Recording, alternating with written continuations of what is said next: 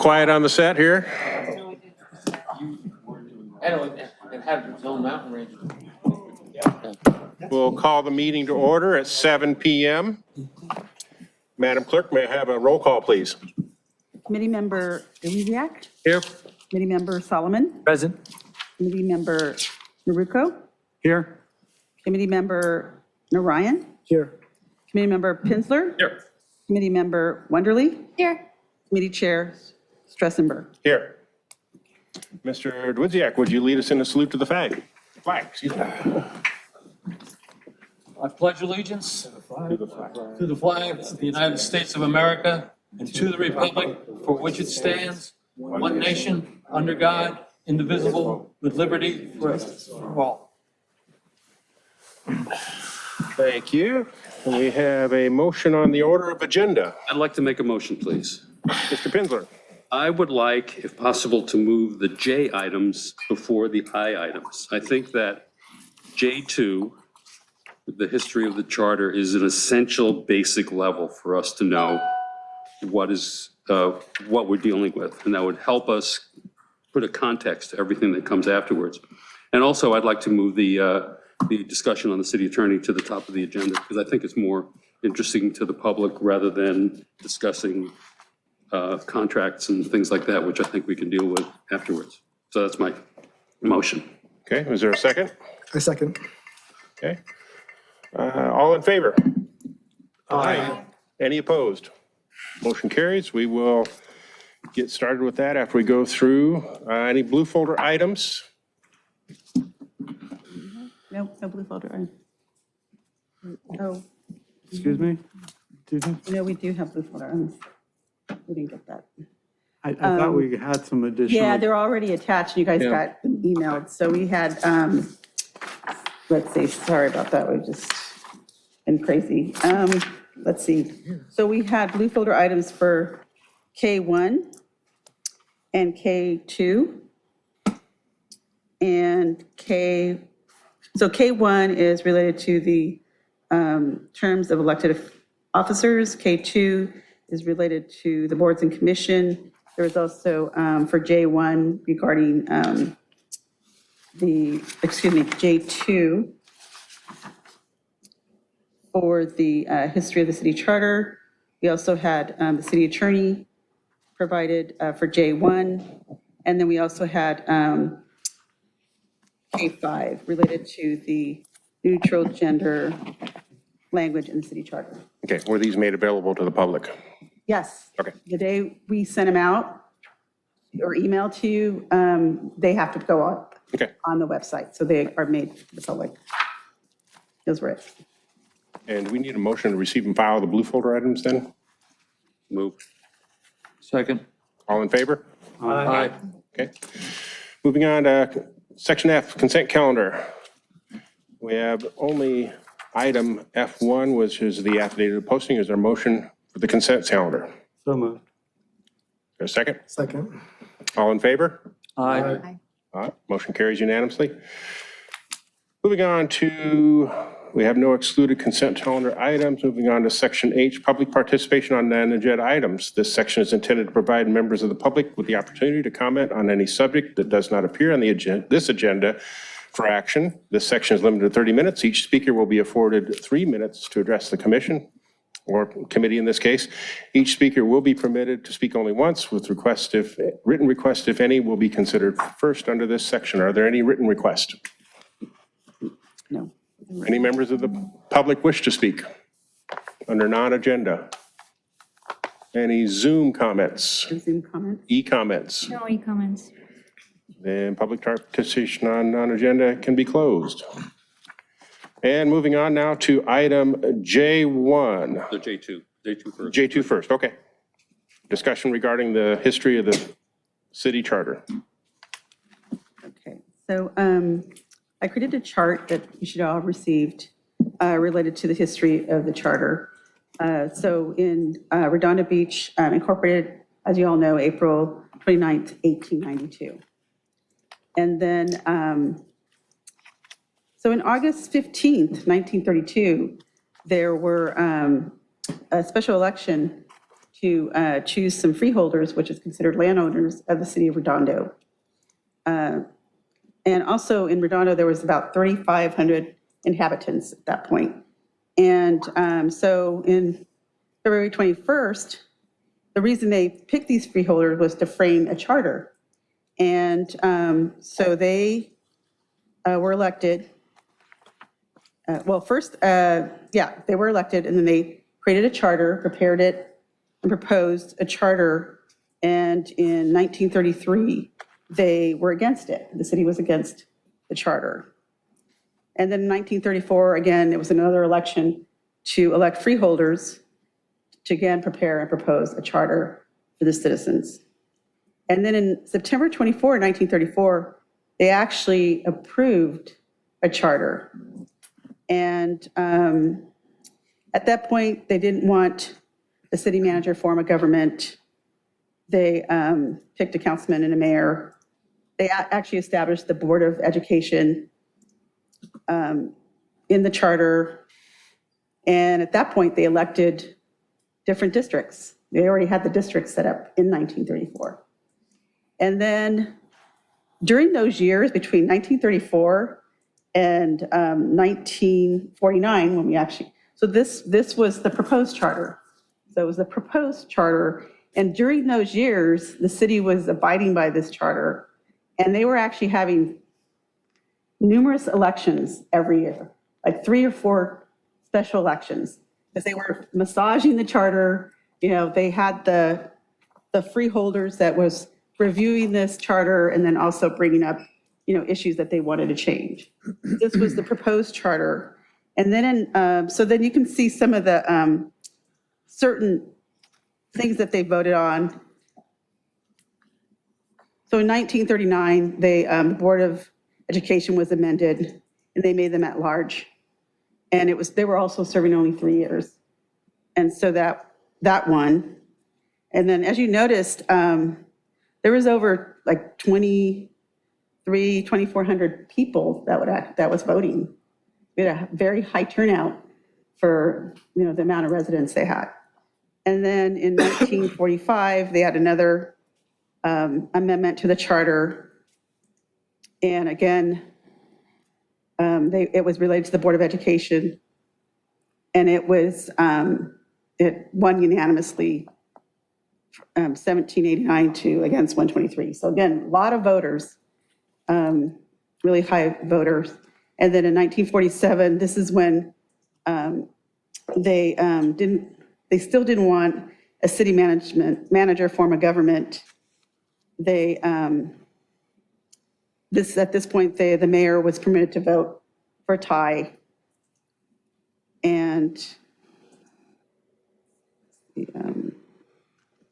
then actually so one of the sections had the city manager was the form of city government.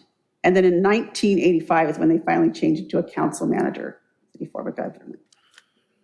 And then in 1949, as you know, we have the official charter that was elected at that time, or was voted in, and it was filed and recorded with the Secretary of State. And at that point, it became our current charter as it is today, well, from 1949. And then I've provided you the index so that you can see what was passed in 1949 versus what it is now, because there was a lot of things that were taken out, as you can tell. And we have all those charters in the city clerk's office. So we have those. And then I also put in some history. I'm not going to go over it, but this is a history we normally give to the commissions when they are commissioners, which is the history of Redondo Beach. So you saw all the different kinds of things that have happened, you know, not the election side, but all the craziness as, you know, I mean, some good things and then also gang-related things, those kind of things. And then I also provided the information that committee member Maruko put in here. And then I think that's it. I wanted to get more into what the charter's history, not really get into what was happening then. And then if there's anything else, I mean, I found boxes and boxes related to a charter, and then actually in 1965, there was another charter review committee that I found the minutes to. And so there's a lot of history there. That's it. I don't know if there's any. Just one question. You said that the 34 charter was in fact adopted. Right, correct, It wasn't just proposed. correct, correct. The way you had presented it, Yeah. it indicated you thought it was proposed, but it had actually been adopted. There were Right. 2-year terms for all offices, if I remember correctly. Correct. And there was a sixth person mayor, and the mayor had more administrative role than Yes. the mayor does now. Yeah, because there was no city manager. There was no city manager. Right. And so they actually had a chart of how it looked between a city manager and without a city manager, how it was run. Correct. Member DeWitt? You referenced at least 7 year dates. Was there an election in each one of those years?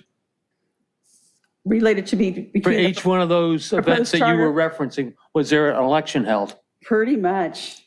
I Well, mean, pretty much doesn't answer really the whole yeah, I would question. have to look, but I noticed the years that these years, they had like 3 or 4 elections Okay, those years. but specifically for the charter issues. Right. Okay, and my second question is, have you taken to, I'll just say indexing all this, so that, let's say the next charter committee in 10 years, 20 years, doesn't have to do history? Right, yeah, no, I noticed that, a lot of this is not scanned. I realize that. Yeah, and so It's now that I dusty and found, it's now that I dirty. have all these boxes, that will be a slow process, but we're looking at putting those, because even the minutes should be up on the website. They really You should. took the job, repository of documents. Exactly, yeah, exactly. And so, but I was surprised to see all the, and then there was, I know committee member Maruko mentioned regarding the recall. There was a recall. There was other recalls during this time period. So, and it was like 3 council members. The only woman mayor. No, not the only one. Only, no, we've had more Barbara than Dorr. Barbara Dorr, Oh, forget her. right, you're right. Only person recalled as far as I could see. recall, yeah. Mayor. But there were a couple of them in the 30s. So there was a couple other ones. We can get a city attorney for 1,500?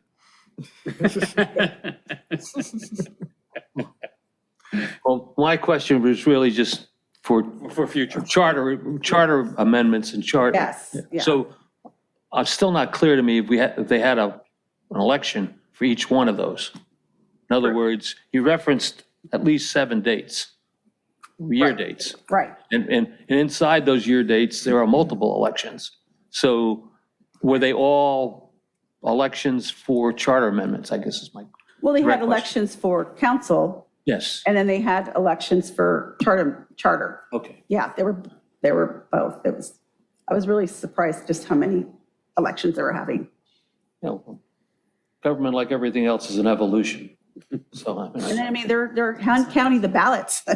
well, And they're hand counting got everything, it. so. Any other further comments on history? I'm sarcastic enough, I don't need to help. Yes, sir. I think he's got Rocco.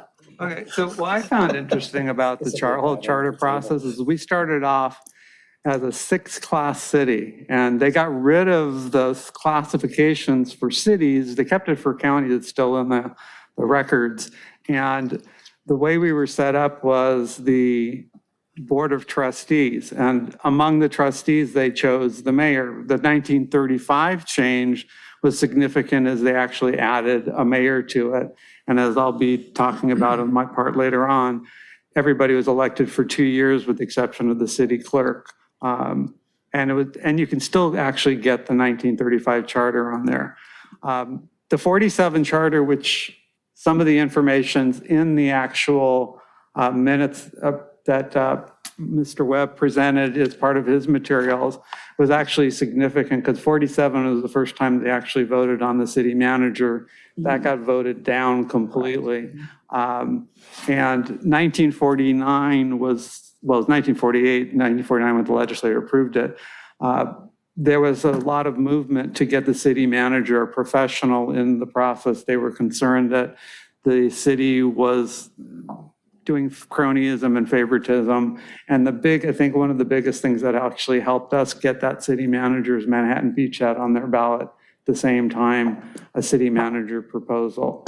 And the other two things that I thought was of interest is, and it goes to Councilman Dwazek and Pinsler, is when they did the 94 change, which I'll be talking about later also, which they gutted certain parts of it, you could see how the proposals get put on the ballot. You have it from the 47 in the materials, but you have the stuff from 94 also in the materials, and it goes to Member Wonderly's question about, do we have to revote the whole charter to make those gender changes?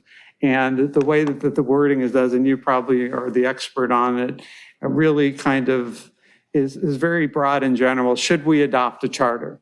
And that's kind of where it is. Or should we take this part out of the charter or put it in? So I think that's the part that's going to be interesting when we get our discussion is how do we word the proposal that will end up on the ballot? Because we may all agree on certain parts of it, but we may have difficulty narrowing the wording down. Thank you. Any other comments on history? I think it's worth noting that in the history there, Mayor Hopkins in 1916 was the treasurer. So before suffrage, an impressive woman, impressive person to be the treasurer and then the mayor of a young city. And a person who would experience suffrage and then move on to be the mayor is pretty neat. Well, states had different suffrage rules than the feds did.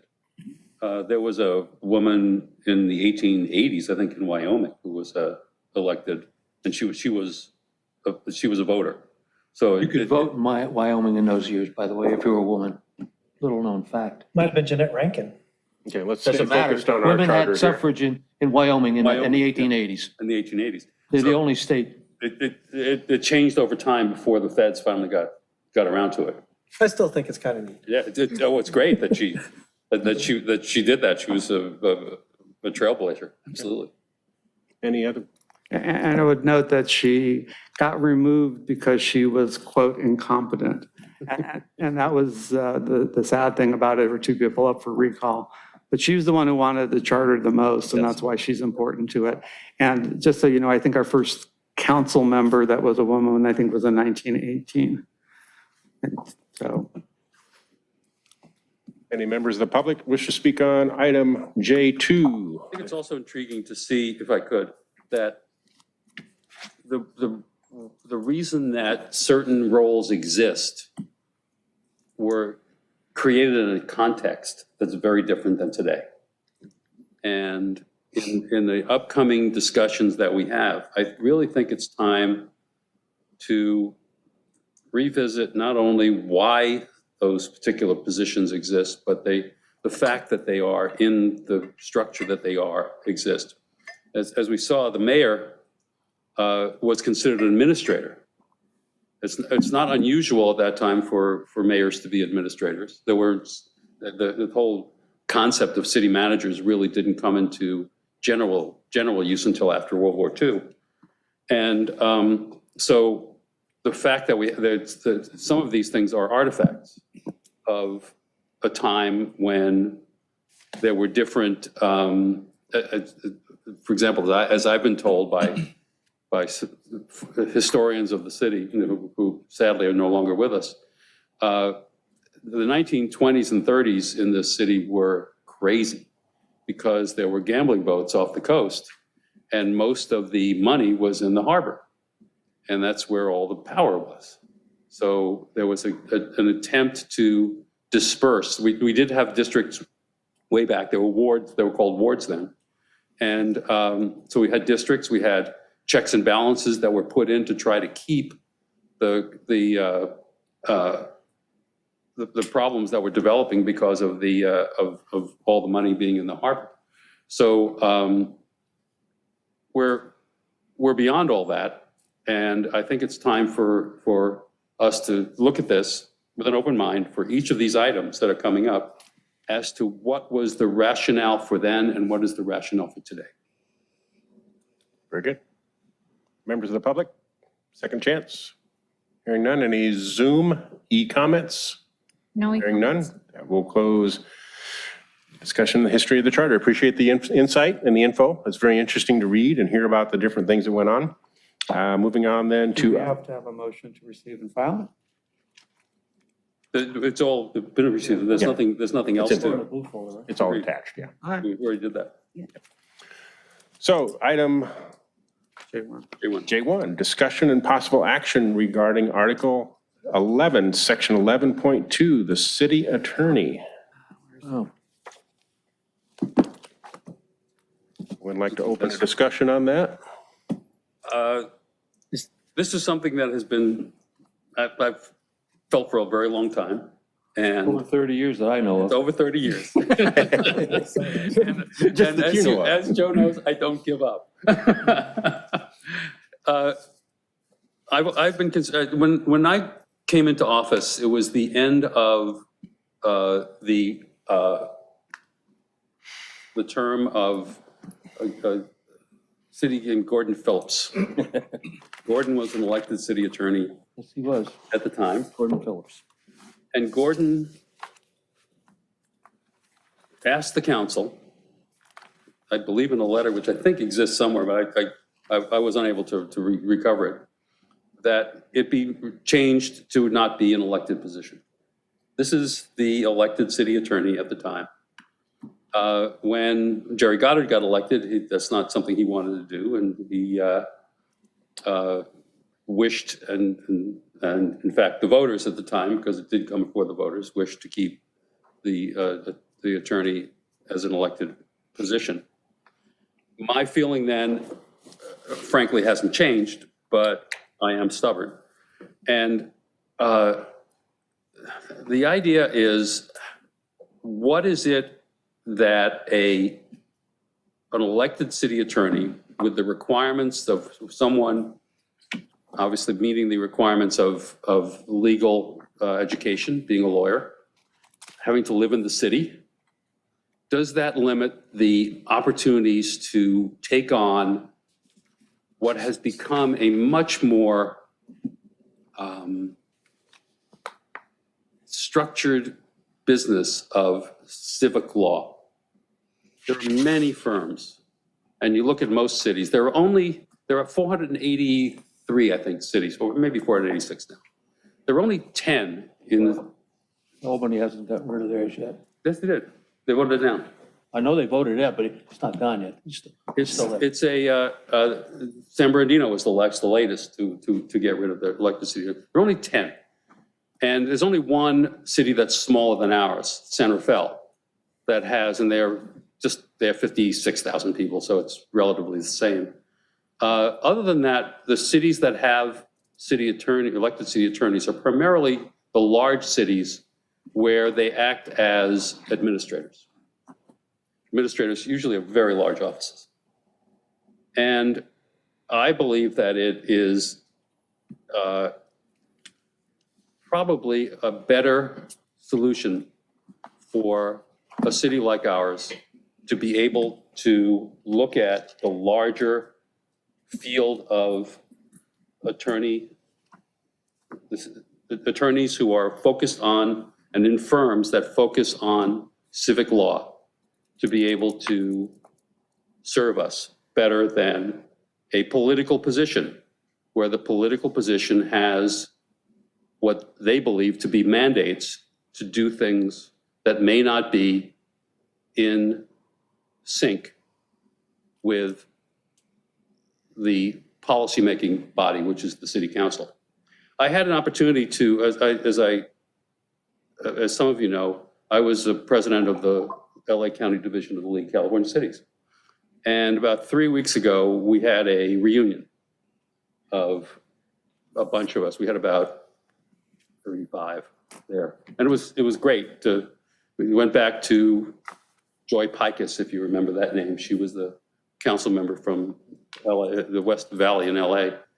She's now 92 years old.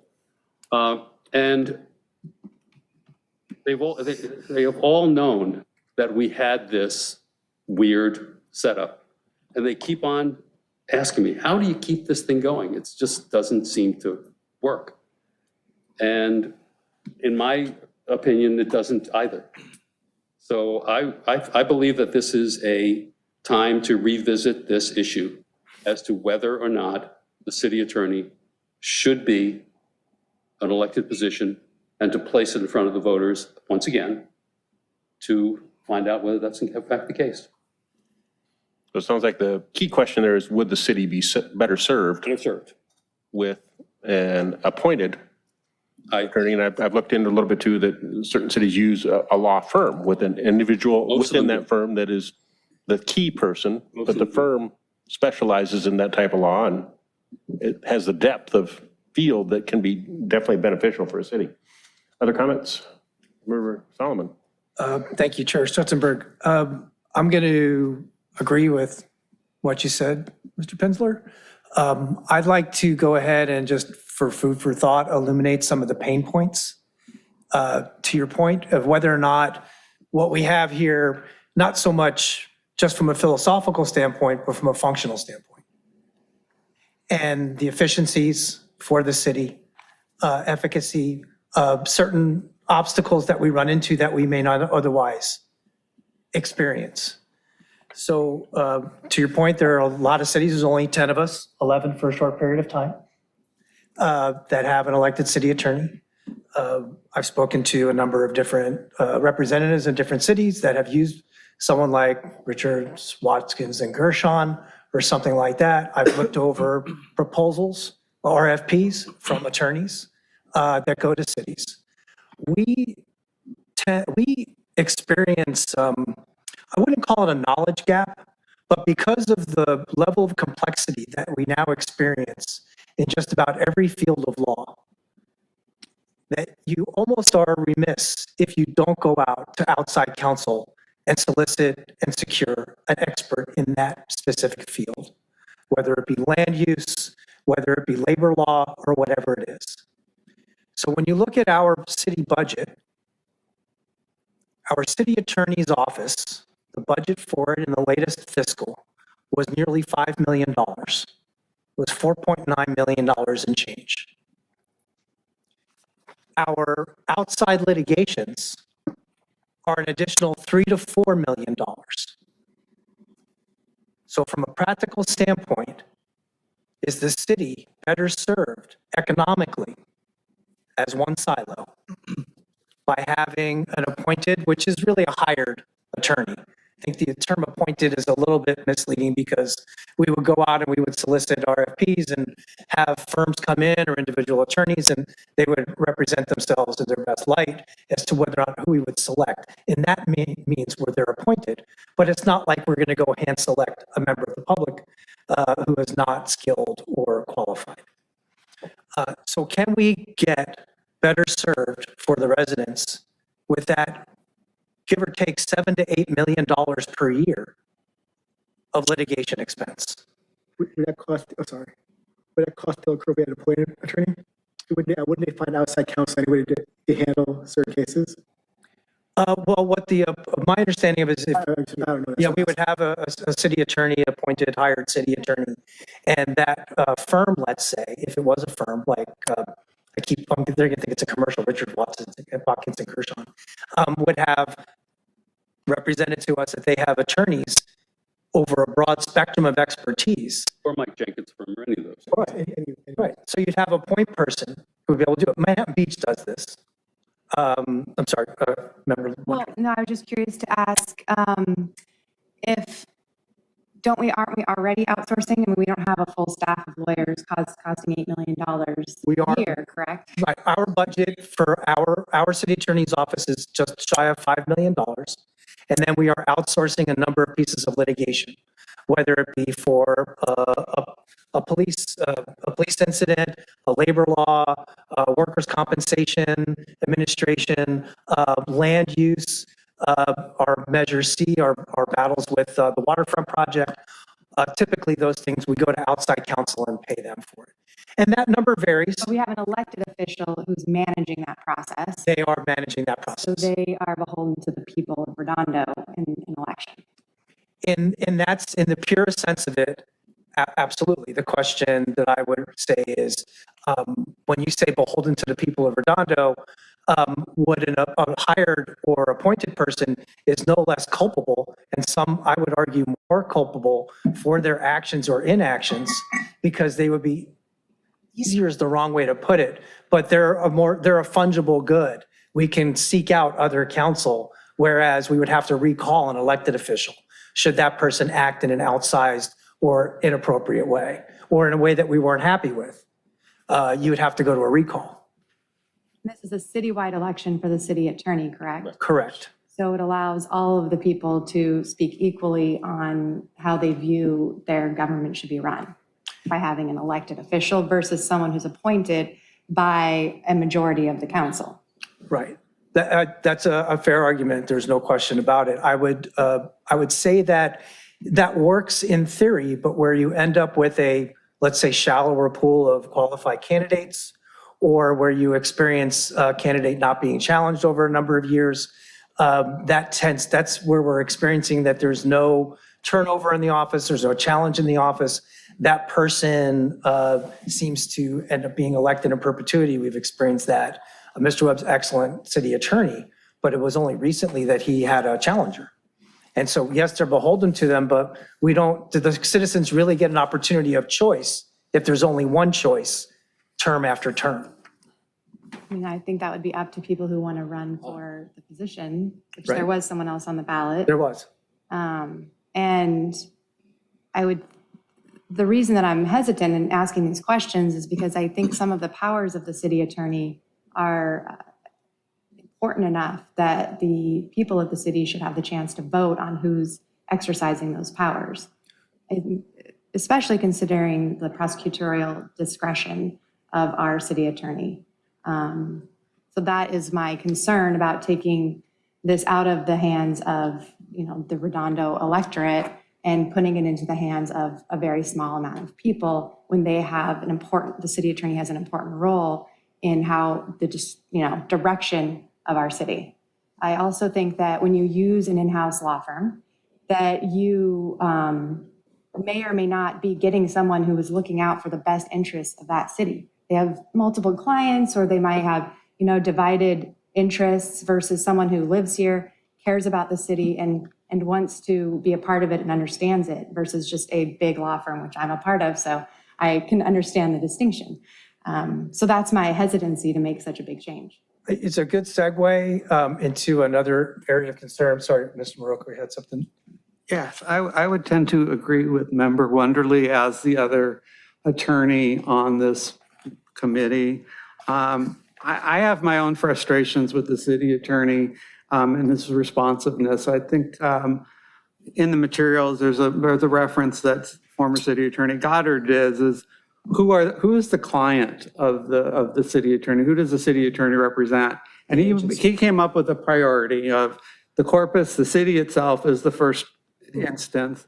The second instance is going to be the city council, and the third instance is the public who elects them. They're still accountable to the public. I find it very frustrating as a resident and this goes to, sorry, Eleanor, it goes to all the positions that they're not responsive to the public. And I've been figuring out, well, what could we put in there that would make them more responsive to the public members, such as maybe holding office hours on a monthly or quarterly basis like our council people, so they can explain what's going on with it. Even doing broad timesheets so that they can explain what they're spending their times on. I wish Mr. Webb was here. He's I would actually love. on Zoom. What? He's on Zoom, Okay. so he's ready to talk when he's. I would love to know if this is a full-time city attorney position, why is some of that time devoted to work with other cities? And how does that impact us? I would also love to hear, Huntington Beach just had an election where they had to deal with the city attorney, whether it's elected or appointed.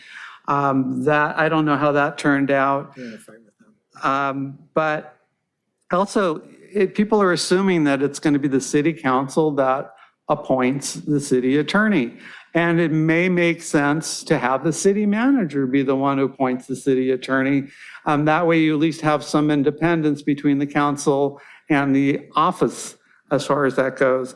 But the independence, and I think committee member Wonderly made it pretty clear. Somebody needs to be able to evaluate the litigation that's going on. Somebody who's experienced, somebody who has their interests of our community at heart. I do know, I went to law school with somebody who is one of the better city attorneys around the state, but I listened to her list of city attorneys that she represents: Roanoke Park, Calistoga, Piedmont, Pacifica, Moraga.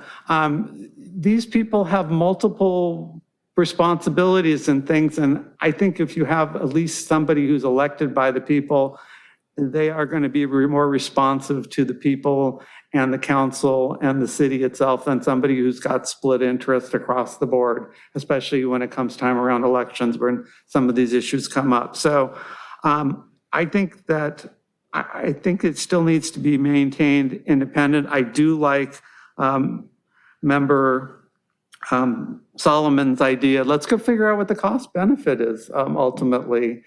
We don't know what it's going to ultimately be to have it with somebody who's appointed or somebody versus somebody who's elected. We know it with elected, but let's get some comparables with it.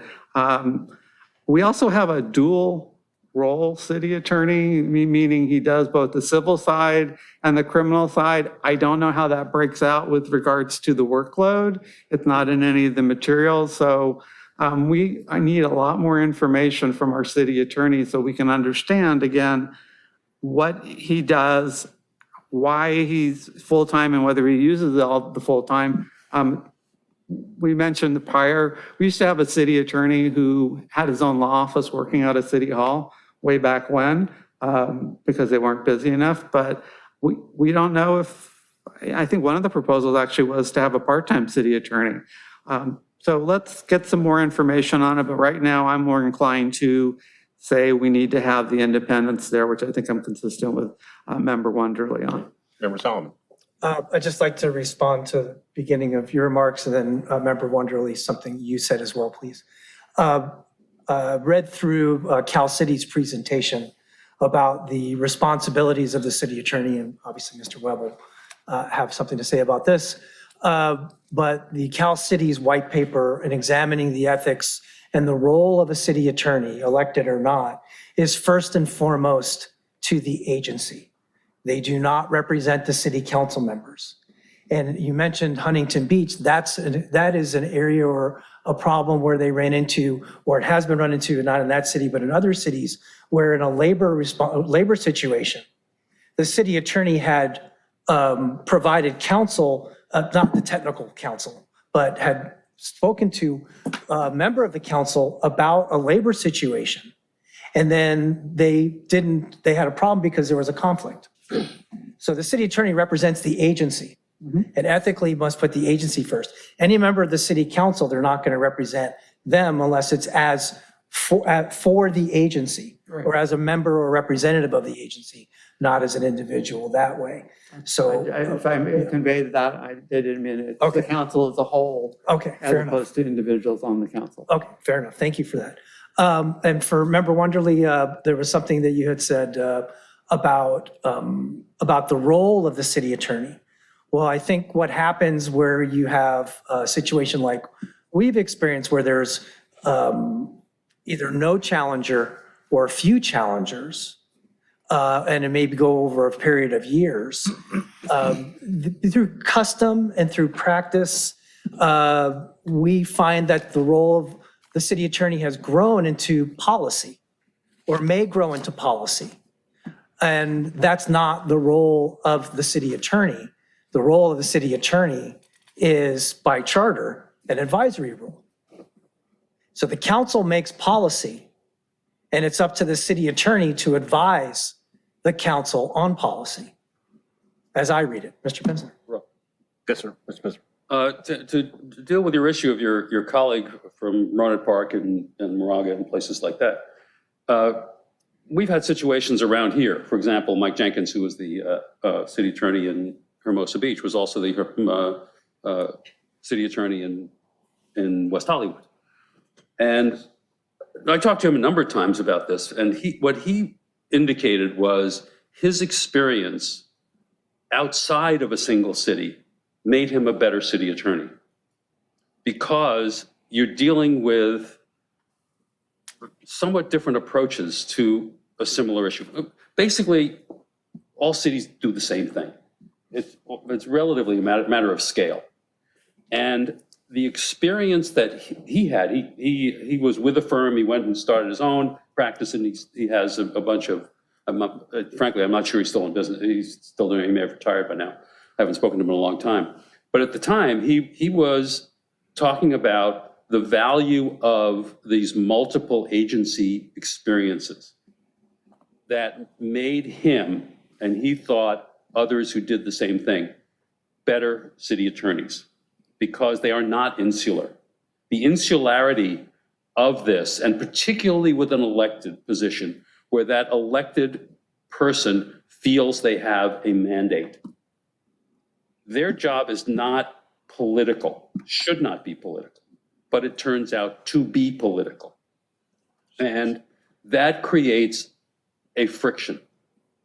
And I don't recall if Joe was on the council at the time, but if you remember when John Oliver had his thing with the tags. They do. And our city attorney and our city clerk at that time hated each other. And our city attorney was on one side of this, and our city clerk said, as you rightfully do, I want you to defend me. City council. This also happened with the treasurer, in case you forgot. Oh, I know that. I was going to get there. And Suit me. Sued you. yeah, it's the same thing. And you've got but this is specifically the city attorney. And we had to consider hiring an attorney against our own attorney, which made no sense because of a political conflict. That's what Huntington Beach has done right now. And San Bernardino did the same thing. And San Bernardino actually voted out the elected city attorney for the exact same reason, that his political maneuvering became problematic.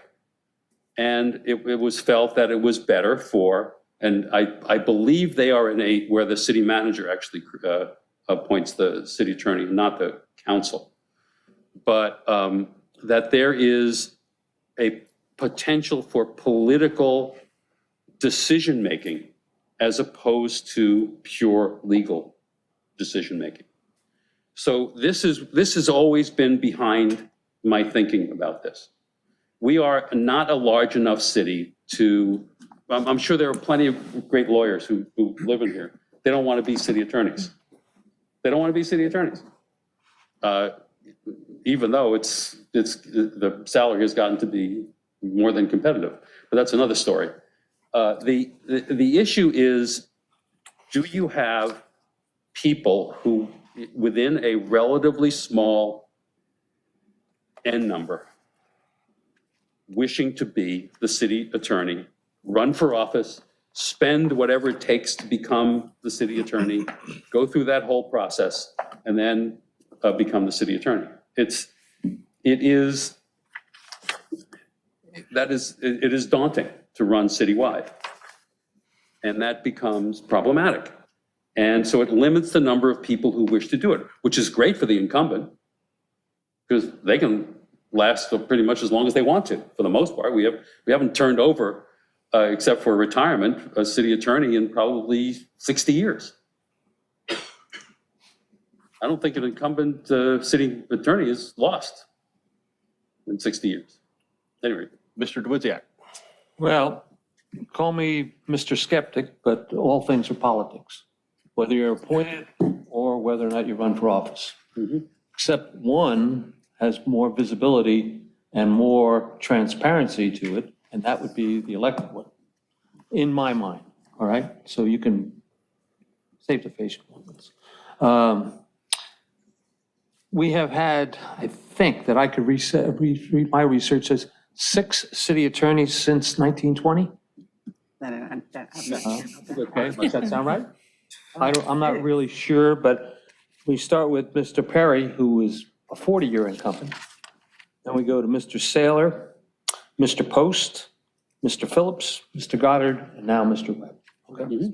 So that covers a century, basically. All right? all of those. Sounds like the Full Employment Act for. I'm sorry? Sounds like the Full Employment Act for city I'm attorneys. not sure I didn't miss somebody, so I could be corrected on this, but. Bill McFadden. I think I'm that's right. sorry? Bill McFadden? He's the one who drafted He our was- 1949 charter. Okay, he was in on it, but I'm not sure he was the city attorney. I think he was an assistant city attorney at that point. But I can be corrected, all right? So I'll leave that. I knew Mr. McFadden and I know his family, so yeah.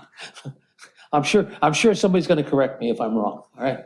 But 6 in 100 years, whatever. Okay, so you just do the math and figure out how long their tenure is. But still in all, every one of those people, in particular Mr. Perry and Mr. Goddard, were highly visible people in the community, meaning they had exposure to the public prior to them becoming king. All right, so, Mr. Webb worked for Mr. Goddard for many years, and he was well-known in the Torrance courts. So all these people are not just people who are just, I want to run for city attorney, I want to get a nice cushy job, these are people who took the political path. All right, so like I said, I'm a Mr. Skeptic of appointees and law firms. Because the public is never going to see who gets wined and dined. And you were talking about Mr. Phillips. Gordon Phillips, nice guy. I knew him too. Yeah.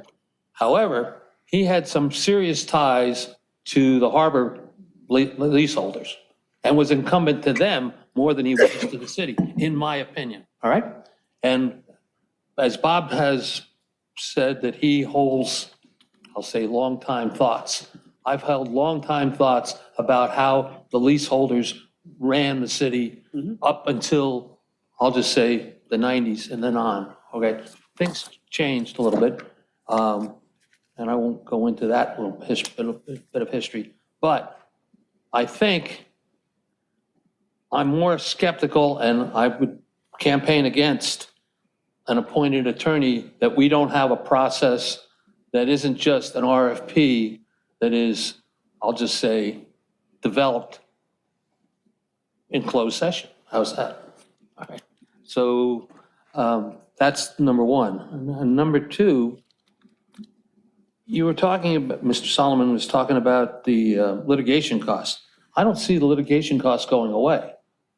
I mean, you added them in like we have a $5 million operating budget. That's, I'm assuming P&M, personnel management, okay?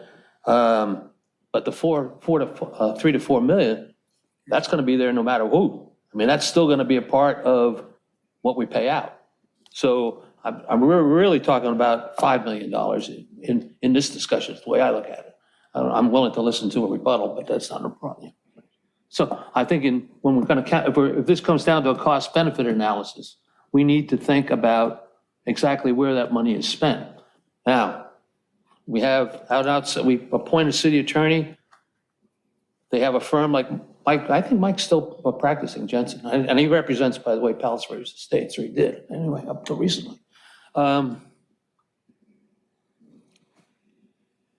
His costs are not necessarily, I mean, unless we're going to do this on a contract, unless and again, we're kind of like jumping out in front here. We're talking elected versus appointed. I'm saying unless an appointed city attorney or a contracted city attorney can come up with a fixed contract, and nobody's going to give you one. How are we going to hold those costs down? We know how we're going to hold down the 5 million. We know what P&M is. We know what the city attorney has to come in and say, this is what I need to run my office. Do you give me the money or don't you give me the money? Or else I have to cut this out, or I can add this in. And I'll give you an example. Mr. Webb's homeless court. I think, correct me if I'm wrong again, I think Manhattan Beach is contracting with him now to do that. So, Oh, no, I don't think the council approved that. okay, you mean? I mean, Manhattan the Beach. council. You mean Manhattan Beach didn't? Manhattan Beach, not I beg your pardon, I think Scollins' office or The district attorney's office did not approve. No, I'm not talking about prosecutions. I'm talking about the homeless court. Oh, I beg your pardon. Yeah, that's, yes. Okay, so my point is, these are hometown issues that an outside law firm is not necessarily going to, be creative and answering local needs. Okay, if we're talking about cost benefit, quite frankly, I think people want control. They don't like the fact, and I'll use the homeless, and this is not degrading anybody or to disparage anybody, but people don't want them camping out in their front yards. And they want to be able to call a police department as opposed to the sheriff's department coming from Lomita, or they want a prosecution that deals with their needs or what's good for, and you guys were using terms like agency. I'm going to use the term the corporation, because this is a corporation, it's not an agency, all right? So, I mean, and so they add value to that. I mean, an elected city attorney adds value to that. Now, I understand everybody wants their way in politics. Everybody wants to say, do this, Mr. Attorney. They don't want anybody that's independent and says, I don't really answer to you. I can't do that, and this is because, okay? And if you have I'd say an obstinate guy or an obstinate girl, a woman, then I think the voters can get their say. And they get that every 4 years, and that's how it's done in our system of a democratic republic. So, like it or not, it's the people who, everybody here, everybody on the council, when they change all those names out in front, the city manager, it's the people who are the beneficiaries, or I'll just say the victims of their actions. So I'm more in favor of the elected city attorney. I'm willing to listen.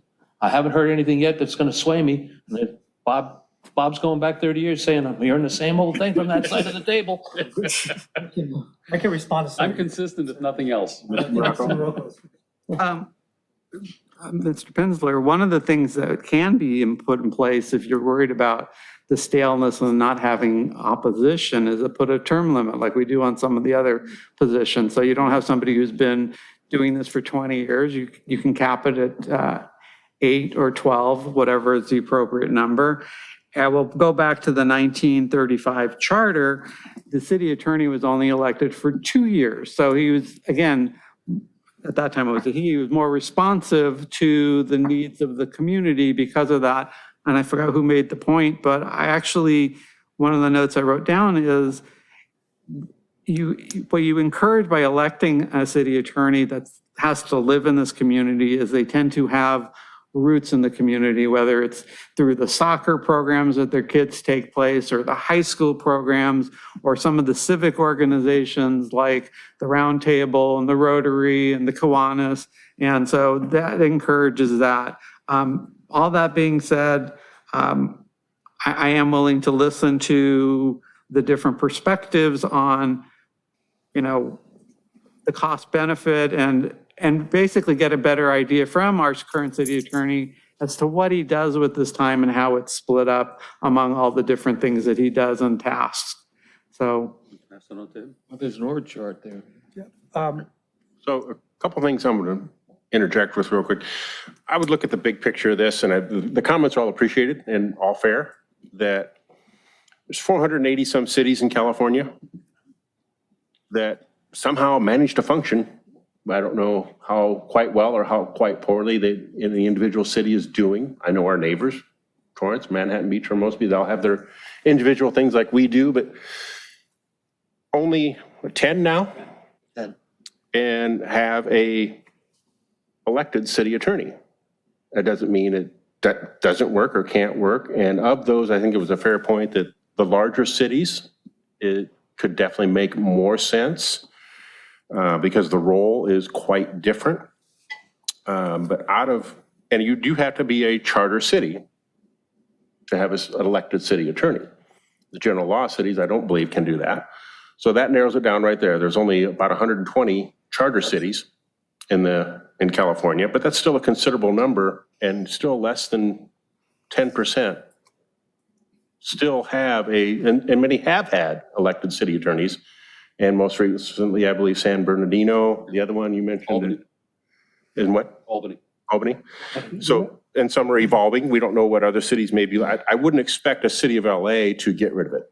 I just wouldn't. I could see where it'd be a completely different role and an effective role there. So big picture, you can bring up those points that are fair. As far as accountability, there's going to be both sides of that. So I said slate that- politics on. There's going to be politics. But I'd rather see politics I can see as opposed to politics I can't see. Yeah, the only thing with politics you can see, you have to be looking. And most people in the I city. do. And I you're- do. Having been involved And with I it, I see that. But the majority of the electorate, not that involved. You know, you could ask the typical Oh, the person, right to vote, because they don't always exercise it, is not the right. can I wrap up first? Yeah, sure. Okay. So, big picture. I'm going to enjoy 400 sitting here with her on that side. 470 some cities are managing to function with a appointed city attorney. 10, and that number is declining, still have the elected. I don't think we could ever come up with a effective cost analysis of this. It's going to be speculative. I don't think that would, you made a point, Mr. It's going to cost no matter what.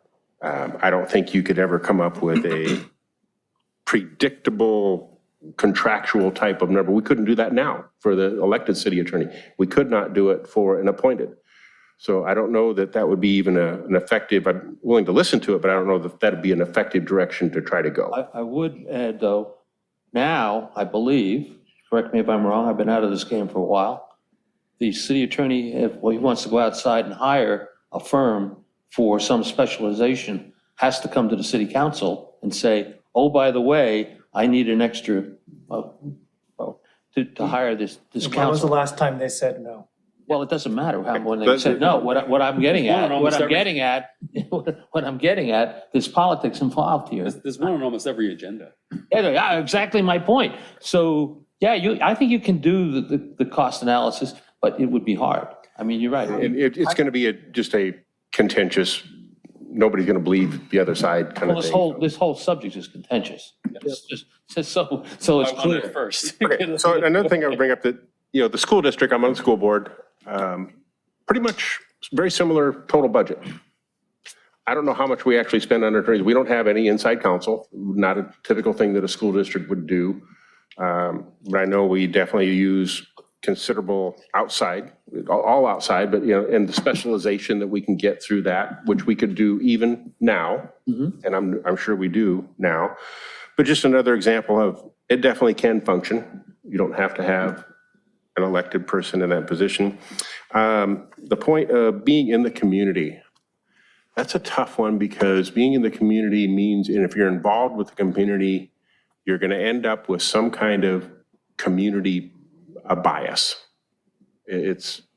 When you get involved, it becomes extremely hard to be unbiased on all matters. You just simply can't do it. When you take a stand on a certain thing, one of the things I've learned was when you take a stand, people are going to oppose you, and that's just part of it, and that's fine. But being in the community has its pluses and minuses. I almost would offer that having someone outside of the community takes away any of that community bias that may be present, and it's hard to get away from that. And I think Mr. Penzler makes fair points. There is bias. There has been bias for years. It's extremely difficult to get rid of that. As far as the voters, Mr. Webb, I believe, has declared that he won't run again. So we're going to come into somewhat of an unknown entity or entities on the ballot, which people will know almost nothing about. And it is one person, whereas the council is 5 people. So there's its own checks and balances, just like we have 7 And the here. mayor too, by the way. And the mayor too. So there is, there is an inherent check and balance just within the council, and the council, as we've seen, and I've seen in recent years, I'm sure it goes back many years, the winds of change come across. Yes. And that can change with one election. It certainly will change again. So a little bit different when you have a single entity such as a city attorney, no direct check and balance. Like I consider the councils each council member has 4 checks and balances right there on them, as well as the mayor in addition to that. You can't do that with one elected position. You're talking about per decision. In other words, the checks and balances lie with the people or the electorate. Them that show up to vote, okay? They do. Okay, all right? That's the ultimate check and balance. Yes. They always It's say not the ultimate, it is the check and balance. I mean, it's in this case. If they have someone to vote for. But I mean, we try to recall that we try to put this on the ballot multiple Oh, times, that- I believe. It's always been, Yes, it's always failed. It's always right? Bill, yes, you're right. But we look back at the history and the idea of having a city manager fail. And I'm just questioning, in the past like 30 years, how many seats moved from elected positions to appointed positions? Because 10% now, right? How much was it, 95 or 94? There were 4 more than So they've gotten rid of 40 them. years of 3 Well, years. there aren't that many to lose. To them. get rid of, yeah. But still. LA, San Diego, San San Francisco. Jose, San Francisco, which is a different thing. They have a county. That's a complete mess. And then Long Beach.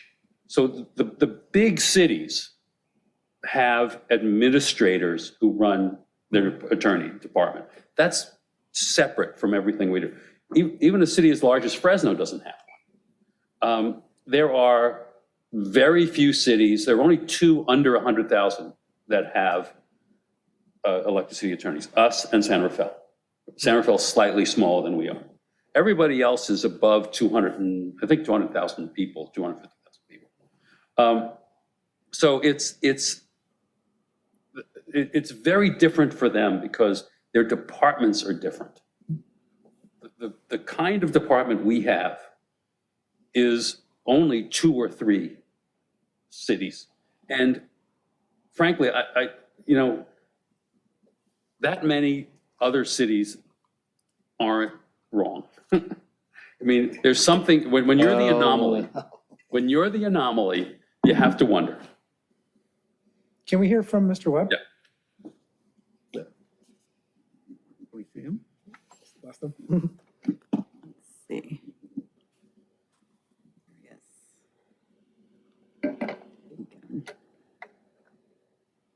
Go ahead. Well, good evening. As I was listening to the conversation, I thought of something a judge that I knew used to tell me, which is every decision he makes one temporary friend and one permanent enemy.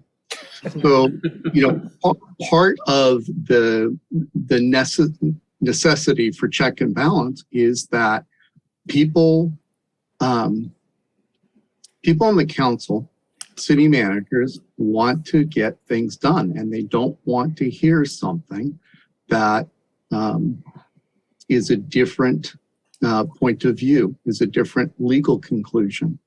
And that's part of the problem in not having an elected city attorney. The council could, on a 3-2 vote, change city attorneys. You look at the neighboring city of Hawthorne, they went back and forth with the city attorney being changed every time the majority changed. And I want to prioritize this. So I think the first part is the check and balance. We have the mayor, who's a check on the council. We have a city manager who's a check on the council in terms of all the administrative decisions are supposed to be done with the city manager. The council is also a check on the city manager to make certain that he or she is not carrying out his own public policy concerns. And the city attorney has, in many ways on the civil, has functions as making certain those checks and balances work. So for example, section 9.1 of the charter is departmental non-interference. And it's to keep the council from giving orders to the city manager's department heads. They only have one employee and they have to go through him without, and it is, violation is a misdemeanor. Without an elected city attorney, that can't be enforced. It just can't.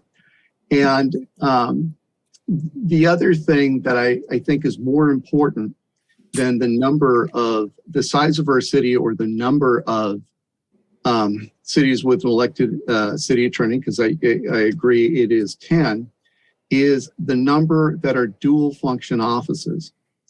Because as a resident, and I'm not running again for city attorney, as a resident, it frightens me that the thought that a council majority can give directions to an appointed city attorney or replace him or her if they don't get the prosecution that they want.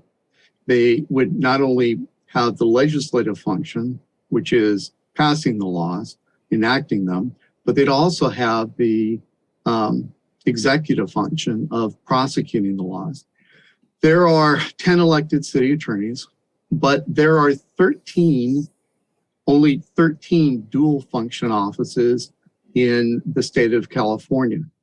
And what I mean by dual function is all cities do, code enforcement, prosecute their own muni code. But dual function means the city attorney is responsible for prosecuting state misdemeanors. And over the past, I've worked for the city for 28 years. I included all the ballot statements because I thought that was a good reflection of committee members, Pinsler's, and the majority of the council points of view. And I don't think they've changed a lot. But over the last 28 years, the role of prosecution has become even more vital in a community in terms of protecting our quality of life. And of the 13, 7 are appointed, 5 are elected, and only one, and one is appointed, but then can only be fired for cause, which probably gives the least amount of control either by the public or the mayor and council. So I think it's important to look at what the functions of our office do.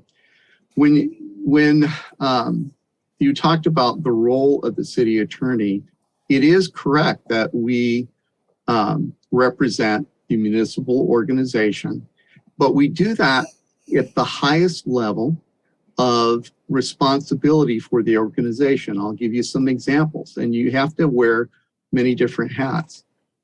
If a police officer gets sued, I'm obligated to provide representation and defend him for the actions in the course and scope of his duty. Let's say the chief of police wants to discipline or fire the officer. Well, then I represent the police chief. If the city manager wants to fire any department head, including the police chief, I represent the city management team in its termination. And if a mayor and council direct me to conduct an investigation into allegations made against the city manager, I represent them.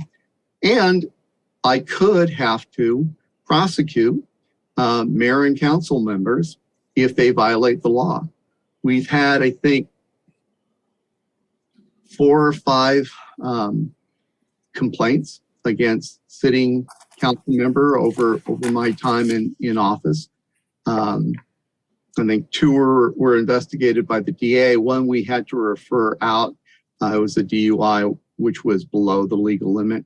The other 2, the DA investigated because the police didn't want to, and the DA investigator determined there wasn't sufficient evidence for those charges. So you can see we have to wear a lot of different hats. And if we are subject to being terminated by the council, by the city manager, if we can be replaced by someone other than the voters, it becomes very difficult to give sound, objective, legal advice, even if you know that advice may not be well received by the majority of the council. It's important to look at the charter. Committee member Dweezak is correct that if needed, we can go outside to outside counsel, and we do that a lot. And I'll go through the reasons why. But it's important to know it's actually the city council that hires the outside counsel. Now, it's done at the city attorney's recommendation, so that they can't just go out and hire someone because they want the answer that they want, and they're going to find somebody who will give them that answer. But certainly if there's conflict of interest or if special skill is needed, we use a number of firms. Richard Watson is one of my favorite outside firms, but they don't have expertise in any particular, in some of the matters that we get. We use them on some issues, but we don't use them on others. We use other firms. I'll use an example that committee member Pinsler wrote an op-ed in the Easy Reader, and I never had a chance to tell him he was wrong. But Ever? I'll take the opportunity. I'll take the opportunity now. So there was great employee dissatisfaction with the city, and to the city manager and the mayor and council's credit, we're no longer in that position. But the former city manager, there were a lot of complaints that were made in public at city council meetings. And so the mayor and council directed me to find someone to conduct an investigation. It would be good to be an outside person. I think committee member Pinsler theorized that I went to my Rolodex and picked somebody that I knew, and that we should have used Lieber Cassidy, because they're a very good labor firm that the city council used to use. Lieber Cassidy, unbeknownst to him, is who sits at the negotiating table with the city management team when they're arguing about MOUs. If we had given that to Lieber Cassidy, they would never have accepted the results of it. We need someone who could be fair to both sides.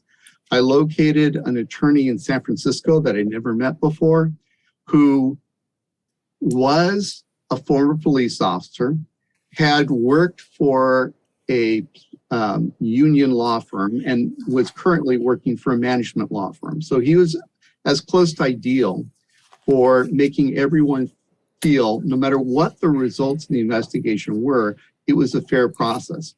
And because there are so many conflicting demands on this job, it's very important that we are accountable to the public.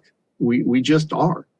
And because everybody likes to have control. I've worked with very strong city managers who, my view is, they just kind of viewed elected officials, including council, as an annoyance who got in the way.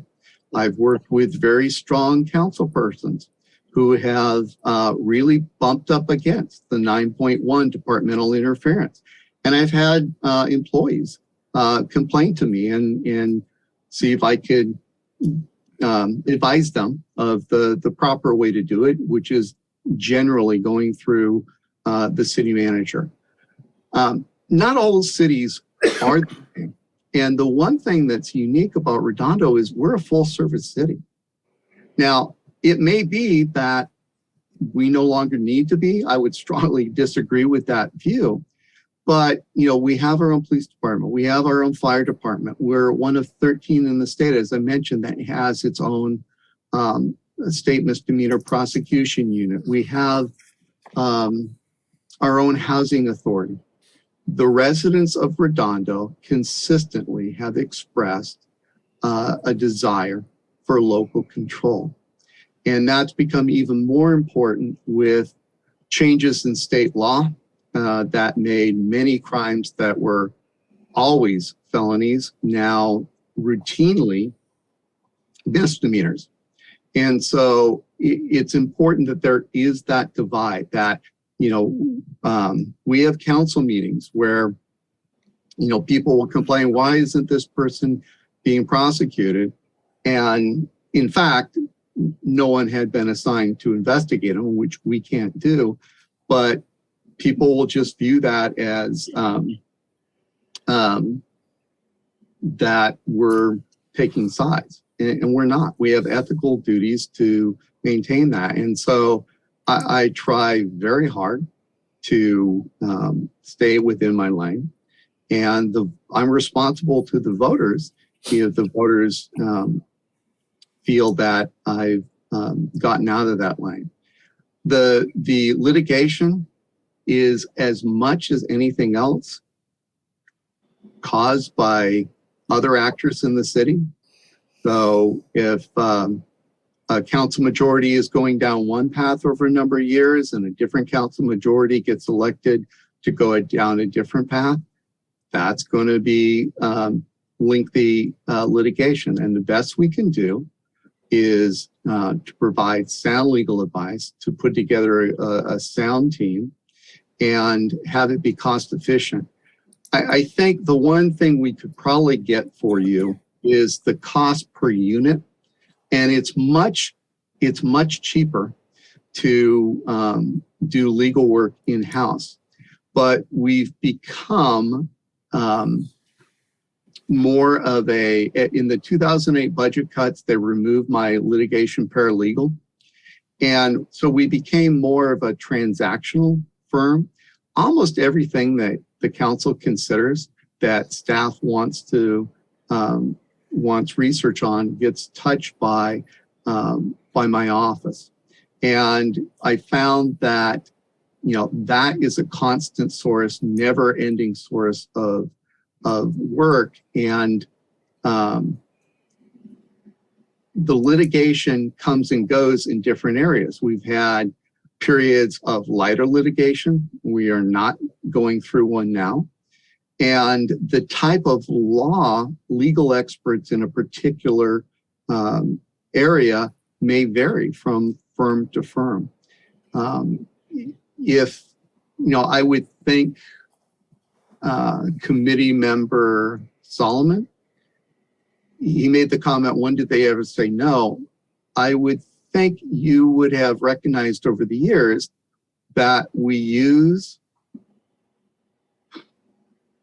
firms who would do best in achieving the then council majority's goals as long as it's legal and ethical. So I'd be happy. I'm trying to remember. Huntington Beach. So San Bernardino was the last. Huntington Beach, and I think one of you mentioned it at the last meeting, so I did some research. Huntington Beach has a very acrimonious, well, let me go back to San Bernardino. San Bernardino was recalled. Their city attorney was recalled. I think he then ran for mayor, and they went through a bankruptcy. And I think it wasn't just the city attorney, it was the city clerk position as well that were appointed.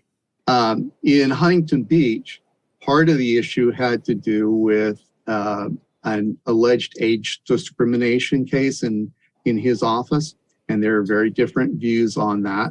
And so they had looked at, and at the time of our last meeting, I think they were still looking at removing the city attorney from being elected, instead being appointed. What they've decided instead is to modify the charter section to make it clear that to give the council greater authority and greater ability when there's a conflict of interest to be able to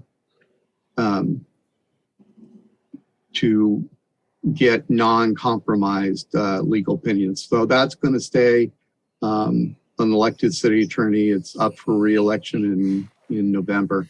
San Diego also looked at it fairly recently, and they decided not to change it. And I think, you know, we base a lot of our prosecution from an old city attorney, Casey Gwynn. We were one of 4 cities in the state that were the first to have a domestic violence prosecution program, a spousal abuse prosecution program. I still recall then Councilmember Pinsler and Councilmember Colleen grilling Mel Nichols, the chief, whether we really had that much of a domestic violence problem. And that's something that it's something that's very important. The stats are clear that the earlier you can intervene and the person faces potential punishment and counseling, the numbers of domestic violence homicides decrease. And I based it on the San Diego model because they were big enough to be able to show some success with that. That shouldn't be politicized. And so I think if I would change, Let's not get into that discussion right now if we could. Mr. Pinsler, you wanted to speak? Yeah, a couple of things. First of all, Mike, I'm sorry something is stuck in your craw for so many years, but you raised the point of the city council actually selecting the attorneys. All they do is vote to say yes of things that you've presented. You're the one who makes the recommendation, and you're the one who presents it to them. It's sort of like saying the city treasurer pays everybody in the city because the city treasurer's name is on the checks. Oh, it's completely different. It's completely wrong. It's a check and balance so that I can't pick a buddy of mine who's an attorney and give him work or give her work. It's a check on my authority to do it, but the city council can't just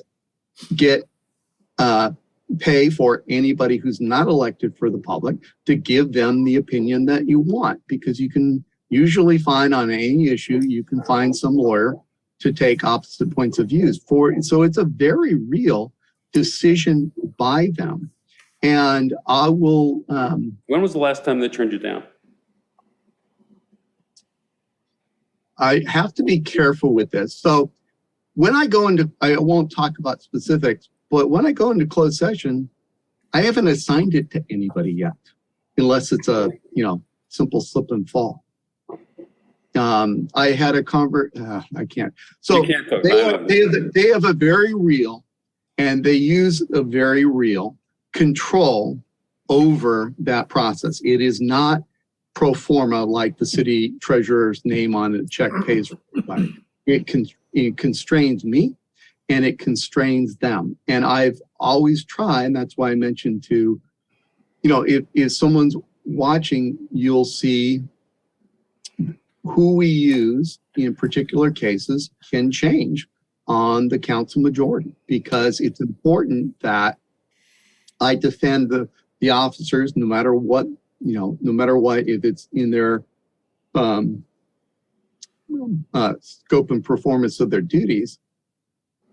But I only have 25,000 in settlement authority. So every case is going to be settled, if it's settled, or tried, if it's tried, based on the decision of the city council. And I try and give consistent, sound advice, but it's their decision. It's similarly their decision. The charter says they can hire someone, but they can only do it on the advice of the city attorney. So it's very much a check and balance.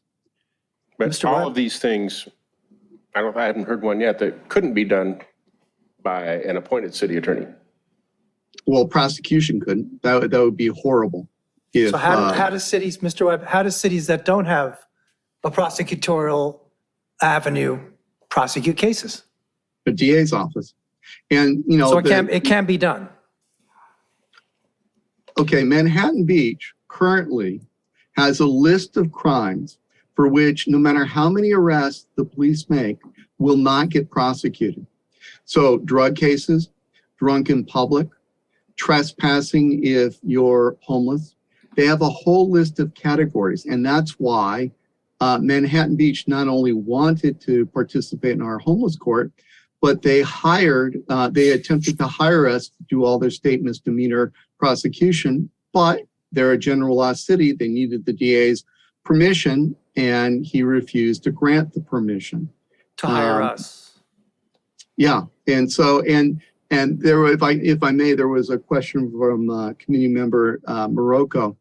The reason Hermosa Beach, we did that was during the 2008 recession, the council had a strategic plan item. One of the things that was proposed by city management was essentially contracting out public works. And that probably wouldn't be very popular and with the residents. And so then Councilmember Kilroy changed it to, okay, well, can we see where there are efficiencies that we can gain elsewhere? So it could be looking at contracting out, or also seeing where we can cover our costs and receive revenue for offering services. And no later than a week afterwards, Hermosa came out with a request for proposal for city prosecution services. So at the council direction, I put an item on there. Hey, do you want me to apply for this? They said yes. They did Hermosa did a full and thorough review. They had, after they terminated their contract with their last prosecutor, they used Mike Jenkins' firm. By the way, I think he's with BB&K now. But they hired Mike Jenkins' firm for to do an evaluation.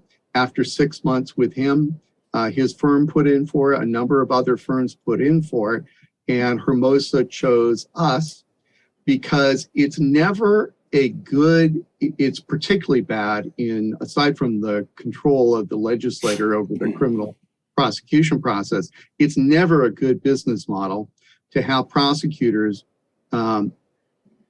It's bad for the prosecutors to be paid by the hour for the city's sake, and it's bad for the firm to give a flat rate, because what happens is the only way you can get justice done is try enough prosecution cases to keep the offers up. And that has become increasingly difficult in LA County.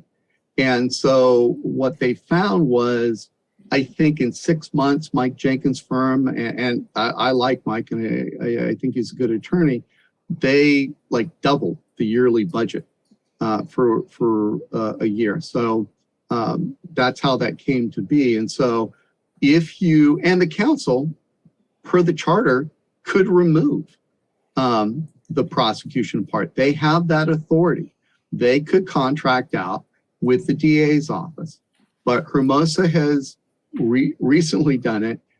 We have a very, very strong prosecution division. I'm very proud of it. It's no, it's not surprising that other agencies have contracted with ours to use our services, or wanted to contract to use our services. So yes, we could get out of the prosecution business, but similarly, we could get out of the police department business and go to the sheriffs.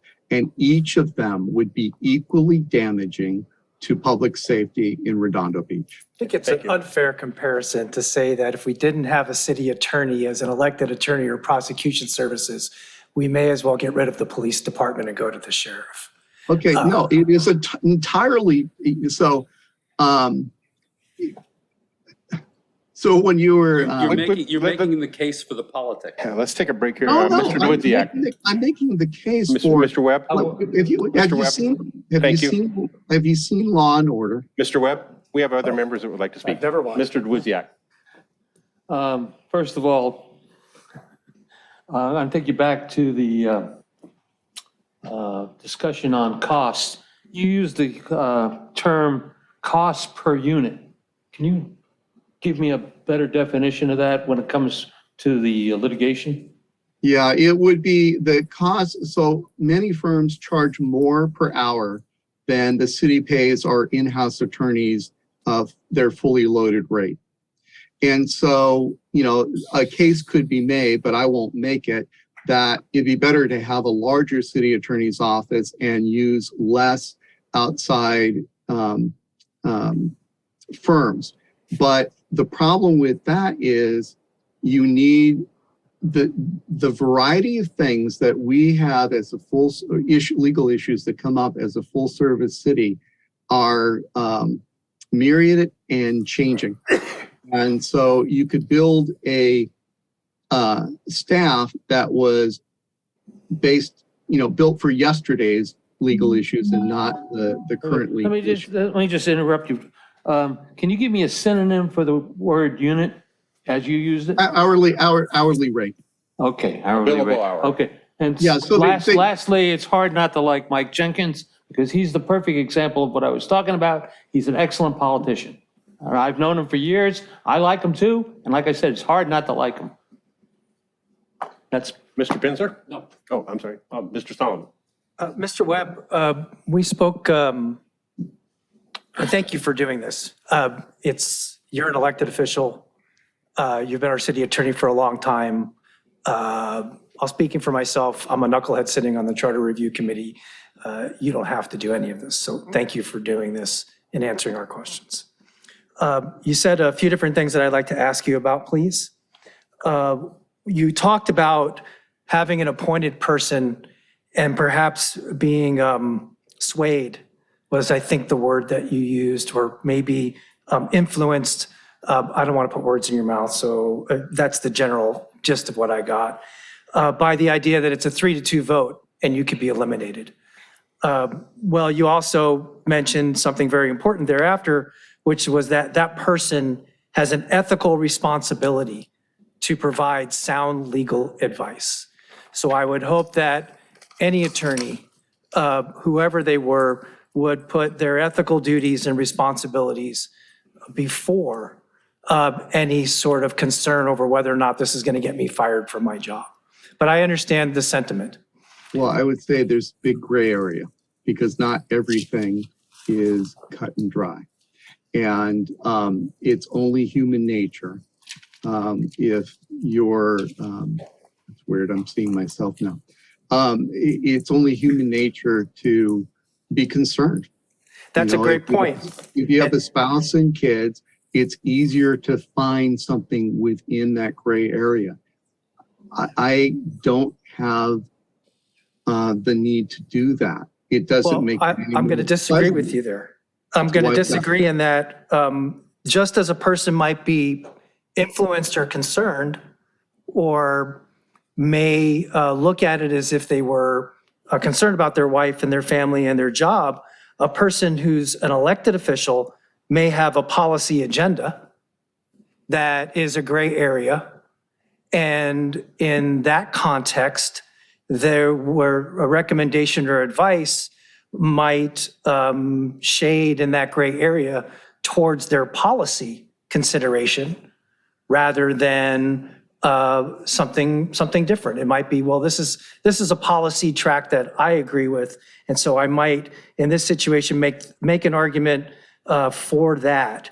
Make all the arguments to be certain, but while one person might be swayed or influenced by the idea of I have to consider this, there's a policy consideration that an elected official makes, and we're all human, and it's not malice. It's simply that person's beliefs and objectives manifested through their work. And everybody does that on a daily basis.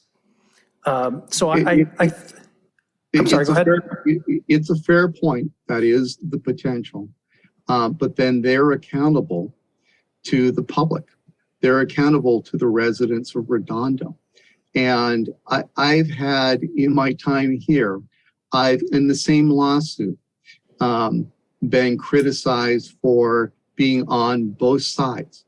by the people that are rooting for both sides or, want to see them win. I can't talk about what goes on in closed session. I have been accused of doing things that or recommending things that I would never recommend, but I can't address those specifics. And so that isn't a pleasant part. I will say that the fact that I don't believe I strayed in that area is reflected in that every mayor that I have served as city attorney has endorsed me.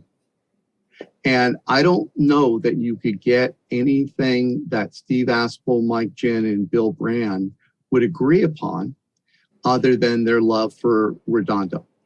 They all genuinely love Redondo, but there's not much agreement. But and keep in mind, the current mayor was for many years a minority member of the council.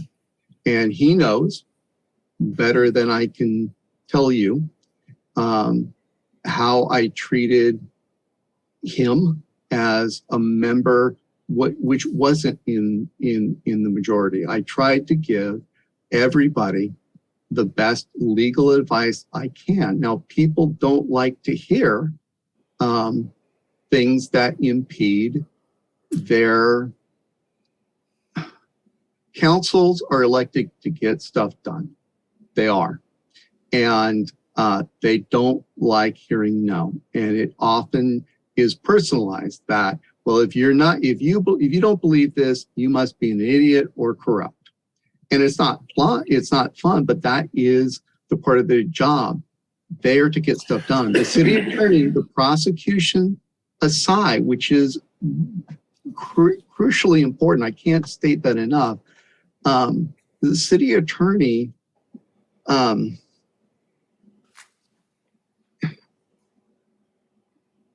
is to give objective legal advice, whatever the outcome. Are Which you is the- saying which is the the other rule? 470 cities don't get objective legal advice? I would say that the 470 is the wrong number to use. It's 13. Unless you're going to get rid of prosecution. And you could suggest getting rid of prosecution, but that is the correct number, the 13, not the 470. Or we could keep prosecution and make that the only role of the city attorney. You could do that, but then then it makes sense to no longer have a mayor with veto power or the other objective powers. I'll give you an example. So Couldn't the city attorney be hired by the city manager and not subject to the council's whims? yes, he could be. And then what do you think would happen with a strong city manager who's basically not basically viewing the council as a rubber stamp? It could be subject to the approval of. He'll remove the city attorney as well. Okay, are there any examples of this what if kind of scenario presented of a 3-2 removal? Is that happening prevalently out there? Well, I know in Hawthorne, to give an example, I haven't currently checked, but Hawthorne would flip back and forth between 3-2 majorities, and there was a rotating chair of the city attorney. And I think you're getting into a strange situation with Hawthorne. Hawthorne had other issues. No, I agree, but those other issues came in part because you didn't get objective advice from the city attorney. I would say two things. So Potentially one. Is there another? So the point I was going to make. There are no others? I haven't looked to see if council. Because one of the things, you get into these what if scenarios and you get into the weeds really quick. You can do a what if for eternity. But if it's not really happening out there, okay, and these other 470 cities are functioning, the what if really doesn't come into play. It could. Well, we have our Function. we have our council that just instituted a rule that they could remove any commission member on a 3-2 vote without cause. Good. That's a huge change. And that, what do you think the chilling effect is to a commissioner that hears that? It's not a far-fetched, it's a very realistic concern. What I would say about firms is that I served 4 terms as the president of the LA County Prosecutors Association. For some reason, by 10 of the 13 cities that have prosecution are in LA County. I don't know what that says about the LA County criminal justice system, but that's a fact. And the elected or appointed attorneys and the DA serve on that board.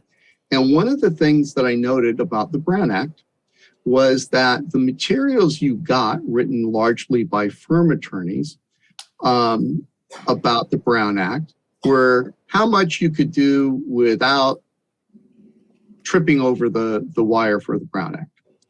And that's not the intent behind the Brown Act. That's not the stated intent behind the legislature.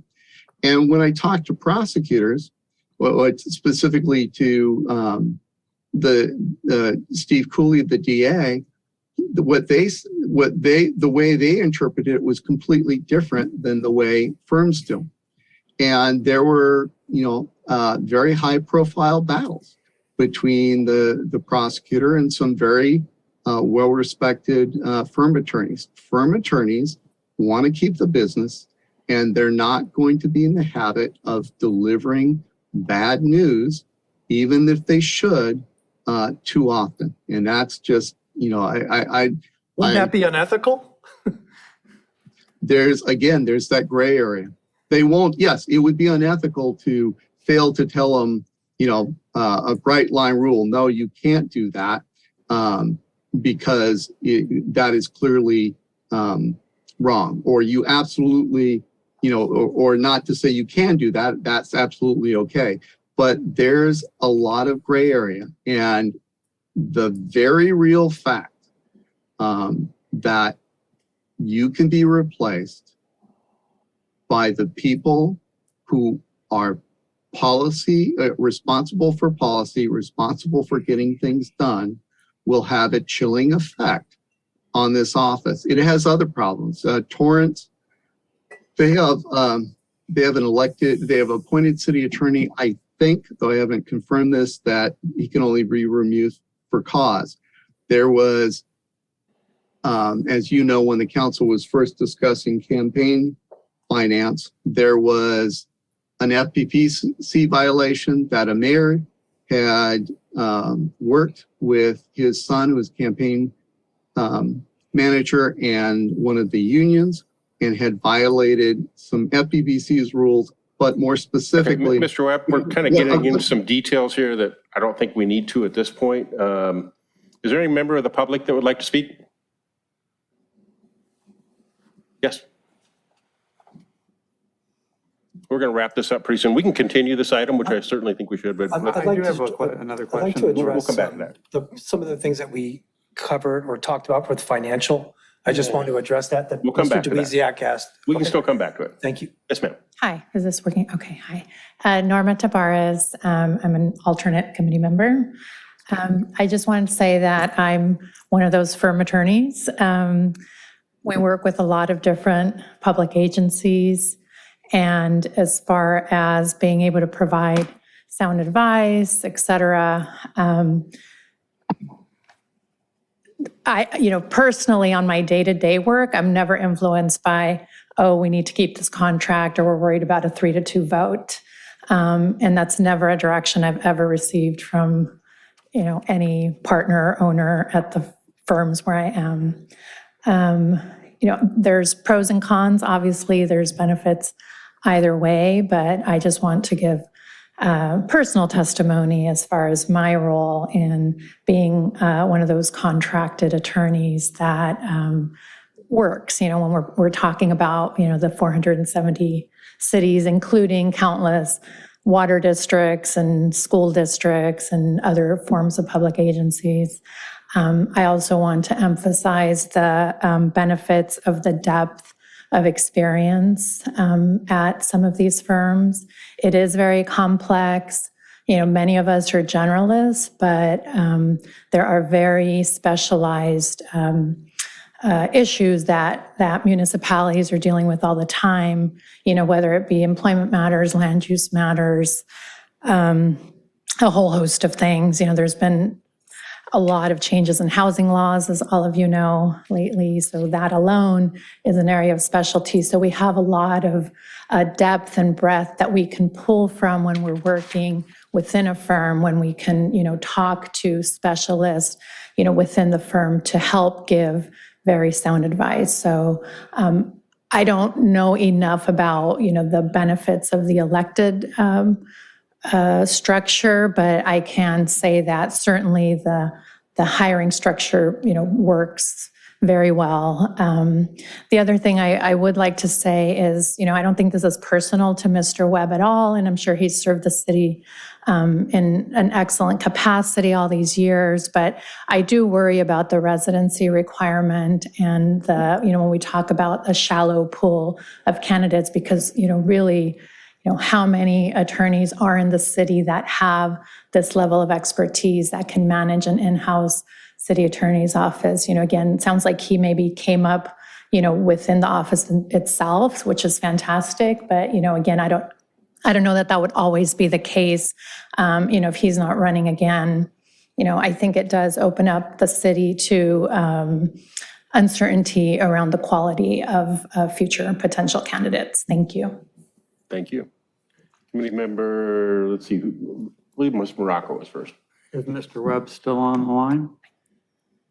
Yes, Sam. Okay, so one of the things we talked about in accountability is that you're accountable to the public at large. What, not standing from your position, what do you think can be done to actually let the public know that you are accountable to them and that you are responsive to them? That's a tricky question. I'll you know, I think, well, part of the problem, the first thing that came to mind is like your question, your suggestion for office hours. Well, the problem is a lot of times the people that want to talk to me, and it's not so much office hours, it's when I'm at a baseball game, it's when I'm at the grocery store, when I'm at the park. Hey, I hate to talk about work, but, and they have a particular point of view that may be different from the department that I'm representing. So, you know, I think that's one of the things I want to do during the, as the city improves its website, is to let people know everything that we're doing. You know, the homeless effort, which is only because Mayor Brand and Councilman Horvath asked me to do something about this because what the city was doing wasn't working. That's been a tremendous undertaking. And I want the public to know about it. There have been articles, but you know, we're so busy doing that it's hard to inform the public about that adequately. Okay, any further questions, Ms. Morocco?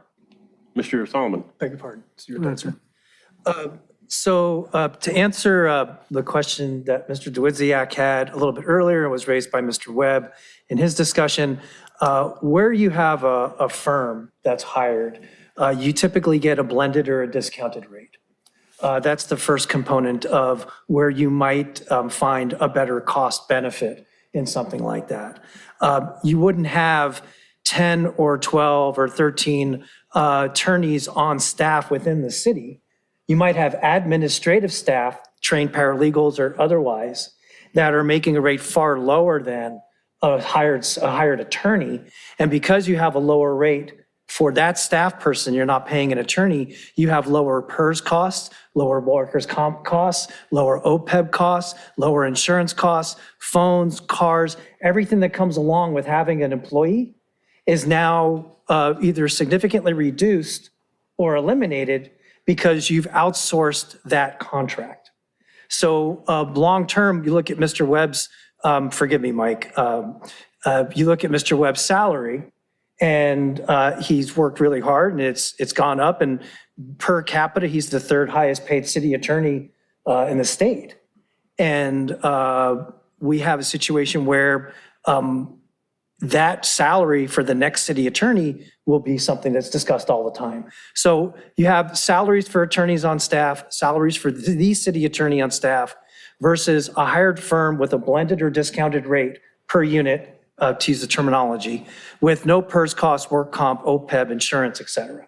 So you can find a better cost benefit analysis within that. I would address the idea that of the check and the balance, in that if you get somebody, when you get into the gray area, you perhaps see a city attorney, and Mr. Strutzenberg touched on this, act as a super legislative entity, whereby that person, when they're looking at their policy priorities, may not put something on the agenda, or it might be delayed, or there's another priority. It might be a priority for the unhoused and homeless programming versus campaign finance. It might be a priority for the waterfront project versus the Seaside Lagoon. And so that person has a greater power vested in them than any member of the council or the mayor. They essentially have a pocket veto for things to come back. So policy objectives, where if you have a hired person, appointed person that's working within the city that doesn't have a policy objective, an elected objective, doesn't have that same sort of agenda, or perhaps an agenda. Not that there would be that, but everybody has their priorities. And that is something that you don't have in an elected office, that you have an elected office that you may not have with a firm, certainly, or an appointed person. And then the last thing I'll ask, please, to go ahead and touch the third rail for a second, Mike, you'll forgive me, please. Do you have, or is there, when talking about hiring firms, certainly the city council has the ultimate decision as to whether or not to hire that firm. But is there, as an elected official, with you receiving campaign contributions, which you are entitled to do, and there's nothing improper or illegal or inappropriate about it, but is there some internal policy that your office has, or you think that there should be, that you've implemented so that you're not involved in a selection process for attorneys who have otherwise contributed to not just your campaign, but any city attorney? Is there something that exists, a rail or control, internal or otherwise, for something like that? Well, I will say that the mayor and council have control. They've talked multiple times, but never gotten around to making it a law to prohibit receiving campaign contributions for someone the city does business with. So I will follow the rules. I don't set the rules. And, you know, as a practical matter, if you look at the firms that we spend the most money with, I don't think they've donated a cent to me, like John Wellner's firm or Dana McCune, who handles all our vehicle death cases. As far as the salary, that is set by the city council and the mayor every 4 years. And I think the numbers on Transparent California were misleading because they were folding in the city's PERS obligations into that. But in any event, I don't have a vote on that. That is up to the mayor and council. And finally, I would say on the policy preferences, that just misstates what I've said, and there was some controversy. The city agenda is largely set by the mayor, by the city council. Every night they can vote to put something on the agenda, and the city manager, who works with the mayor informally to see whether or not things can be moved. The homeless situation came from me getting tasked, came from Mayor Brand and Christian Horvath, and I was at a meeting with Mayor Brand, Councilman Nierenheim, Councilman Lowenstein. And if you recall, the number of angry people that were every council meeting. And if I were playing politics, coming up on an election would not have been a good time to take something that has our community so divided. I'm not suggesting anything other than it provides an opportunity. Well, but it doesn't, because the city council doesn't set the agenda other than in closed session. And so, for example, I appreciated your kind words about me coming here. But the reason I said it would be here is because this is on the strategic plan. And, prosecution and our ongoing active litigation has to have, when there are deadlines, has to have the top priority. After that, it goes to items that are on the strategic plan. And that's where the council sets the priorities for the next 6 months. Now, we had a year where the council didn't set anything. And so that was, and then also we had COVID. But I don't think the city attorney has a veto of that. You mentioned campaign finance. We're ready to go. But the second part of that was, and the clerk can verify, they're having trouble, and they may have just recently found someone who would do the investigation of that, which the council neglected to do for 2 years. So it's not a question of a pocket veto. It's a question of everybody doing their role. And I believe I've been successful in doing that. Other than closed session, Mike, Mr. Webb, you or Clerk Manzano or City Treasurer Deals, if they want to have something on the agenda, what's that process? Talk to the city manager. So a lot of it. Go in ahead. that, then you have a greater authority than the mayor or any member of the council. Yeah, but they're not. But there are things like, hiring an outside firm, or with the homeless, it's, asking them to accept grants that we've gotten. So, but your decision of choosing between waterfront and seaside lagoon, that's not going to be the city attorney that puts those items on. But it's up to you when you bring it back. Well, not if the council gives direction, and we can do that. So for example, I think campaign finance slid during July, and that was the city manager approaching the mayor in terms of, well, we can't bring it back if we still don't have anybody to enforce it. It wasn't, a question of me choosing not to put something on. But you Okay, have a thank you, pocket Mike. veto if you say you're not ready. Well, there is a limited number of things that we can do, and it is a particularly busy time. I think the council made a budget motion that will have the effect of moving us out of the lead of dealing with homelessness at the end of this fiscal year. And that will definitely free up a great portion of time. Okay, let's try to wrap this up for tonight. Any further comments? Any Zoom comments? There's one e-comment submitted by Barbara Epstein. It may be a good idea to make city attorney an appointed position rather than elected, if this applies in this discussion. And that's the end of her e-comment. Okay, any other brief comments by the committee? I have a couple brief comments. Question. Can you both speak up when you're reading or talking? Because I'm having a difficult time hearing you. Mr. Viziak. Just a little bit of a rebuttal here.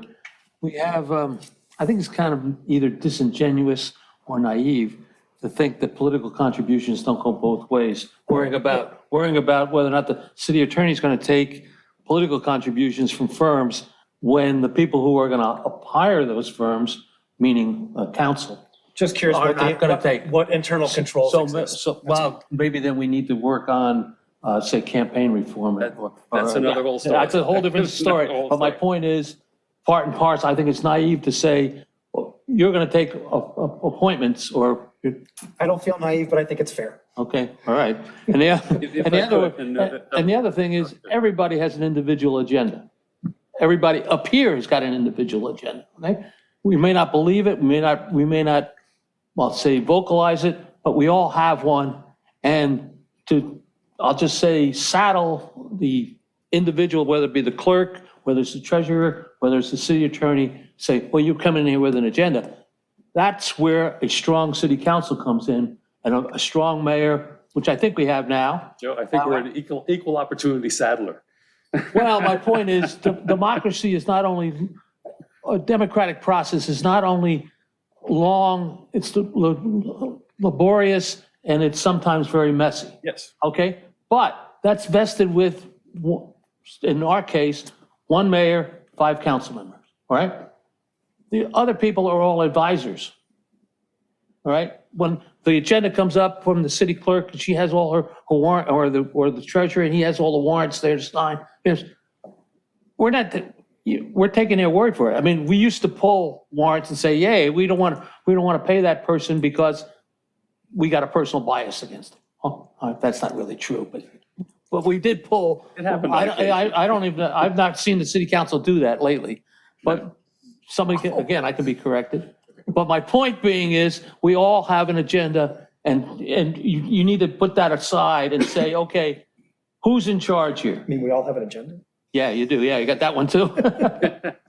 This was not here before. If I could close this, because Last comment. I think the financial issue that was raised is a substantive one that we should look at. And I think if we're going to go and speak to the public about this, that is a key issue as to whether or not this purchasing structure, which is what the city attorney's office for the most part is as efficient as it could be with the structure that we have.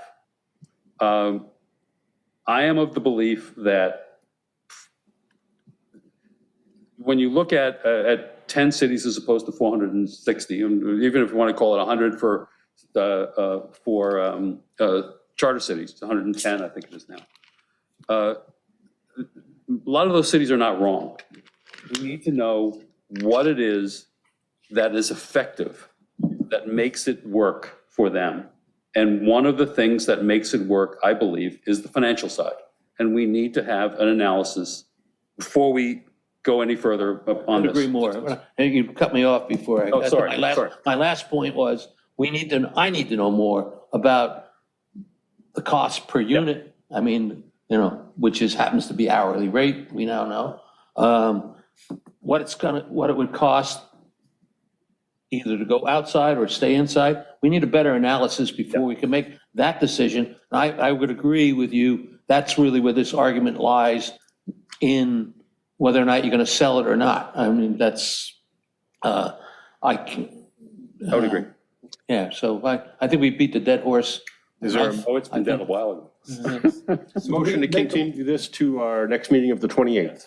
Oh, yes. 28th, do you think in a week we can get that analysis? I don't think we can. I don't think we get that analysis, but I think it'd be to put it back on the agenda and to continue. See where we are. Continue the discussion. Okay. And referrals to staff can come at the end as far as trying to get any. Do we need a motion that says we need a cost benefit analysis of what And a we're referral to spending now? staff. What we're spending now as that's another thing. We were doing a lot of what ifs. He was doing a lot of what ifs. You were doing a lot of what ifs. We need to get rid of that. I mean, we need to focus on what we're doing here. And that is whether or not deciding whether or not to put on a charter amendment that would either has an elected city attorney or maintains what we have now as elected city attorney, or do an appointed city attorney. Let's come back to that. So, yes, With that in we mind. need to have an argument that's We need the cogent information. and not based on what ifs. Right. So can I suggest that you bring it back not in 8 days, because you won't have that information in meaningful form in 8 days, and do it to your next regularly scheduled meeting, which would be what, the End of August. End of end of September. August. Because, End of well, the end of August, because then it will have that information. Well, we can continue it to then as well, but I think it's important to continue it on I the do. 28th. I do too. And I'll make a motion. if we don't have that information, we can talk about other areas. That's not the only area. We have to continue this, I believe. So is the motion It's to continue the item. to the 28th, the next meeting on the 28th? Yeah, okay. And I appreciate you taking this first, and I thought it was worthwhile having it I'll first. second Mr. Duidziak's motion. All in favor? Aye. Any opposed? Hearing none. All right. Now, moving on, let me get my agenda back up here. Oh, we got one item done. Already started. Sort of. Discussed. Here comes the pros from Dover. Oh, Not getting to let me pull up the agenda. Back to I-1. And while I'm looking here, there, we're on what now? is there a reason the meeting of the 28th is not on the city calendar? I sent you an email on that. I heard no response. So as to being, city clerk being responsive to the public. Is there a reason it's not there? Because there's meetings going out to 8:25 that are on there. Our meeting of 8:25 is on there, but not of 7:28. Yeah. It'll be on there tomorrow. Okay. Thank you. That would be good. Good answer. It would be good to have the public In the know that we're morning. meeting again. All right, moving on to the L items. That's an I item, excuse me. I1, discussion of possible action regarding Article 20, Section 20.1, approval of demands. Speaking on behalf of Mike Wazanski is?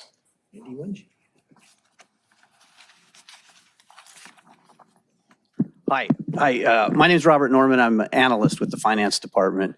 I just wanted to say I appreciate Mike Wazanski's invitation to bring me here and speak before this historic committee and provide some input and information. Item I1 is a reference. We've kind of earmarked a few sections here that, you want to give a little intro or? Yes, good evening, everybody. My Welcome, Mr. apologies. Wazanski. Thank you for waiting. Yeah. We did not intend for that to take 2 hours. It's all right. I was quite productive in that 2 hours. And unfortunately, I think our live feed slowed down Nobody saw it. on Granicus. So there was a pause in my feed in my office. But before Robert gets going and Andy, I want to welcome both of them to give you a little bit of perspective. What we want to do tonight is introduce you to these items, give you a little bit of a background on the pinch points that the language that's currently in the charter provides for us operationally. The reason Andy and Robert are here is because they are, I think, the two individual staff members who are truly the boots on the ground perspective for these items. They are the ones dealing with, whether it be public works contracting or citywide purchasing, most directly. Robert is our administrative analyst over purchasing. Andy, as you know, our city engineer is constantly dealing with both public works contracts as well as our regular maintenance items that flow through our public works department. So they truly, I think, have the greatest perspective to help all of you understand, as I said, the pinch points that we experience operationally, and ultimately the things that lend themselves to people's claims of our sort of over-bureaucratic processing and delays in our execution and delivery of capital projects and or other items of interest for the community through service. So I don't want to give you all the preamble. I'll chime in periodically through each of these items to give you some of my perspectives. But I think we're going to have Robert kick it off with item, I guess it's I1. And we'll try to make this as succinct as possible. You're already a couple hours deep tonight. But we are pleased to be here. We do see this and your work as an opportunity to make changes, to make us as an organization more efficient, and ultimately to be more responsive to constituents in our community. And we certainly want to do that with whatever level of proper oversight that you all feel is important. We don't want to overstep or impress upon you too greatly in any one area, but we think there are some obvious ways to update our charter and allow us to be more effective as a local government. So, Robert, if you would, please. Sure. Do you have to activate to put it up there? Or are you guys, are the committee members, do you see the PowerPoint? You will now. Yeah. We can if we flip to it when, there it is. Okay. Yes, we have it. So this is item I1. It's a discussion of possible action regarding Article 20, Section 20.1, approval of demands that's in the charter. What I have here is the actual language that's in the charter that references, I'll just read it for the sake of it. All demands shall, prior to payment, be approved by the city manager and the city clerk. Prior to the approval of any demands by them, they shall satisfy themselves that the supplies, materials, property, or services for which payment is claimed have been actually delivered or rendered, that the payment authorized by law is just and fair, and that the appropriation for the same has been made. All payrolls shall be certified by the respective department heads and approved by the city manager. So the section I've highlighted here is have been actually delivered or rendered. Now, there's a list of items that precede that, the supplies, materials, property, services. We actually encountered a little bit of difficulty related to issuing a deposit, and because I went too far, but the services hadn't been rendered and the deliverables delivered. So one of the things that we're suggesting is an option here. Option one is to revise the language to allow for the payment of deposits. And a way to do that would be to strike out the references to supplies, materials, property, services for which payment is claimed have been actually delivered or rendered, and replace it with language that says in which the amount is legally due, that the payment authorized by law is just and fair. So really the change would be to strike that language and add amount is legally due. So would that then become just a contractual obligation, whatever's written in the contract terms? Yes, to maybe add some context, more and more often our vendors are asking for deposits in order for them to actually procure or order services in advance of our receipt. This language, when read very specifically, limits our ability to do that. So we're looking for a solution that gives us more flexibility that would ultimately then be subject to contract or anything that's ultimately prescribed later in our own Muni Code via ordinance or resolution. So this is an area, and you're going to see a theme through all of these where we have, and you can understand the basis for this and why there would be a desire to prescribe specific process and regulation in the charter, but really I think most of these items are going to be better served and better described and regulated through future ordinances. And I think what we're going to want to do, this would be our recommendation to all of you for consideration, is to modify the language to either create more flexibility or to push it directly to the Muni Code and allow these definitions to be described by ordinance. Mr. Dwodziak, before you, it helps if we can ask questions as we go. Yeah. Yeah. In all cases, the contract would precede the deposit. Is that correct? Yes, absolutely. And are contracts all subject to approval by council? Or? Yes. They are. We'll talk a little bit about that later, but yeah, and executed under our current definitions by the So far, mayor. the key you're looking to here is looking to add the paying deposits per contract is really having that incorporated somehow. Yeah, because we're getting hung up on that. So what we're having to do is negotiate with vendors and find ways for them to usually bend their own internal rules to allow us to buy something and not receive the deposit. I can see where it would vary by the contract, but is there a range of amounts? Is it 10%? Is it 50% in some cases? Somewhere in that range typically. Yeah, depending on the good. Yes. A couple of things. One is, I very much appreciate this. For many years, I was responding to RFPs, and you would run into this on occasion with particularly charter cities that hadn't gotten around to changing their charters. Mm-hmm. And this is among many things I'm sure we'll get to where it's time to update and make it clearer. One artifact in this area is that it has to go through the city clerk. There's a whole issue of city clerk and relationship with budgets and all this other stuff, which is an artifact. And perhaps that needs to be changed as well. This is nothing personal against city clerks, by the way. This is about the change in the city to finance management. Yep. And that perhaps that person or someone in that department needs to be part of that approval process as opposed to the city clerk, who really doesn't have day-to-day budget responsibility anymore as it did when the charter was originally made in the 40s. So I think not just this particular thing, but when we get to the city clerk, that may have an additional impact on this. That discussion might be influenced by another option that might have moving this into the municipal code too. Yeah, that's right. Mr. Morocco. I haven't seen the other option, so I don't know what's coming next, but would it make sense, amount is legally due, basically subject and is not disputed by the city manager? Because I can see instances where it would be legally due, but you may have an issue with it, and we do need some sort of check in there that Can I add something to gets that? caught up in the litigation. I can add something to that, because I've looked at the several different charters. There's approximately 24 cities out of 88 in LA County that are charter cities. And I've looked at many of the different charters, and there is language there's additional language in some of the charters of the cities that references that that point of authority, who it is that reviews these demands, can refuse them based on whatever the reasoning is or logic. And then the additional language does state that the city council then could overturn that refusal to pay for whatever reason. So there is language, and I have seen it where there is language that does not include the city clerk.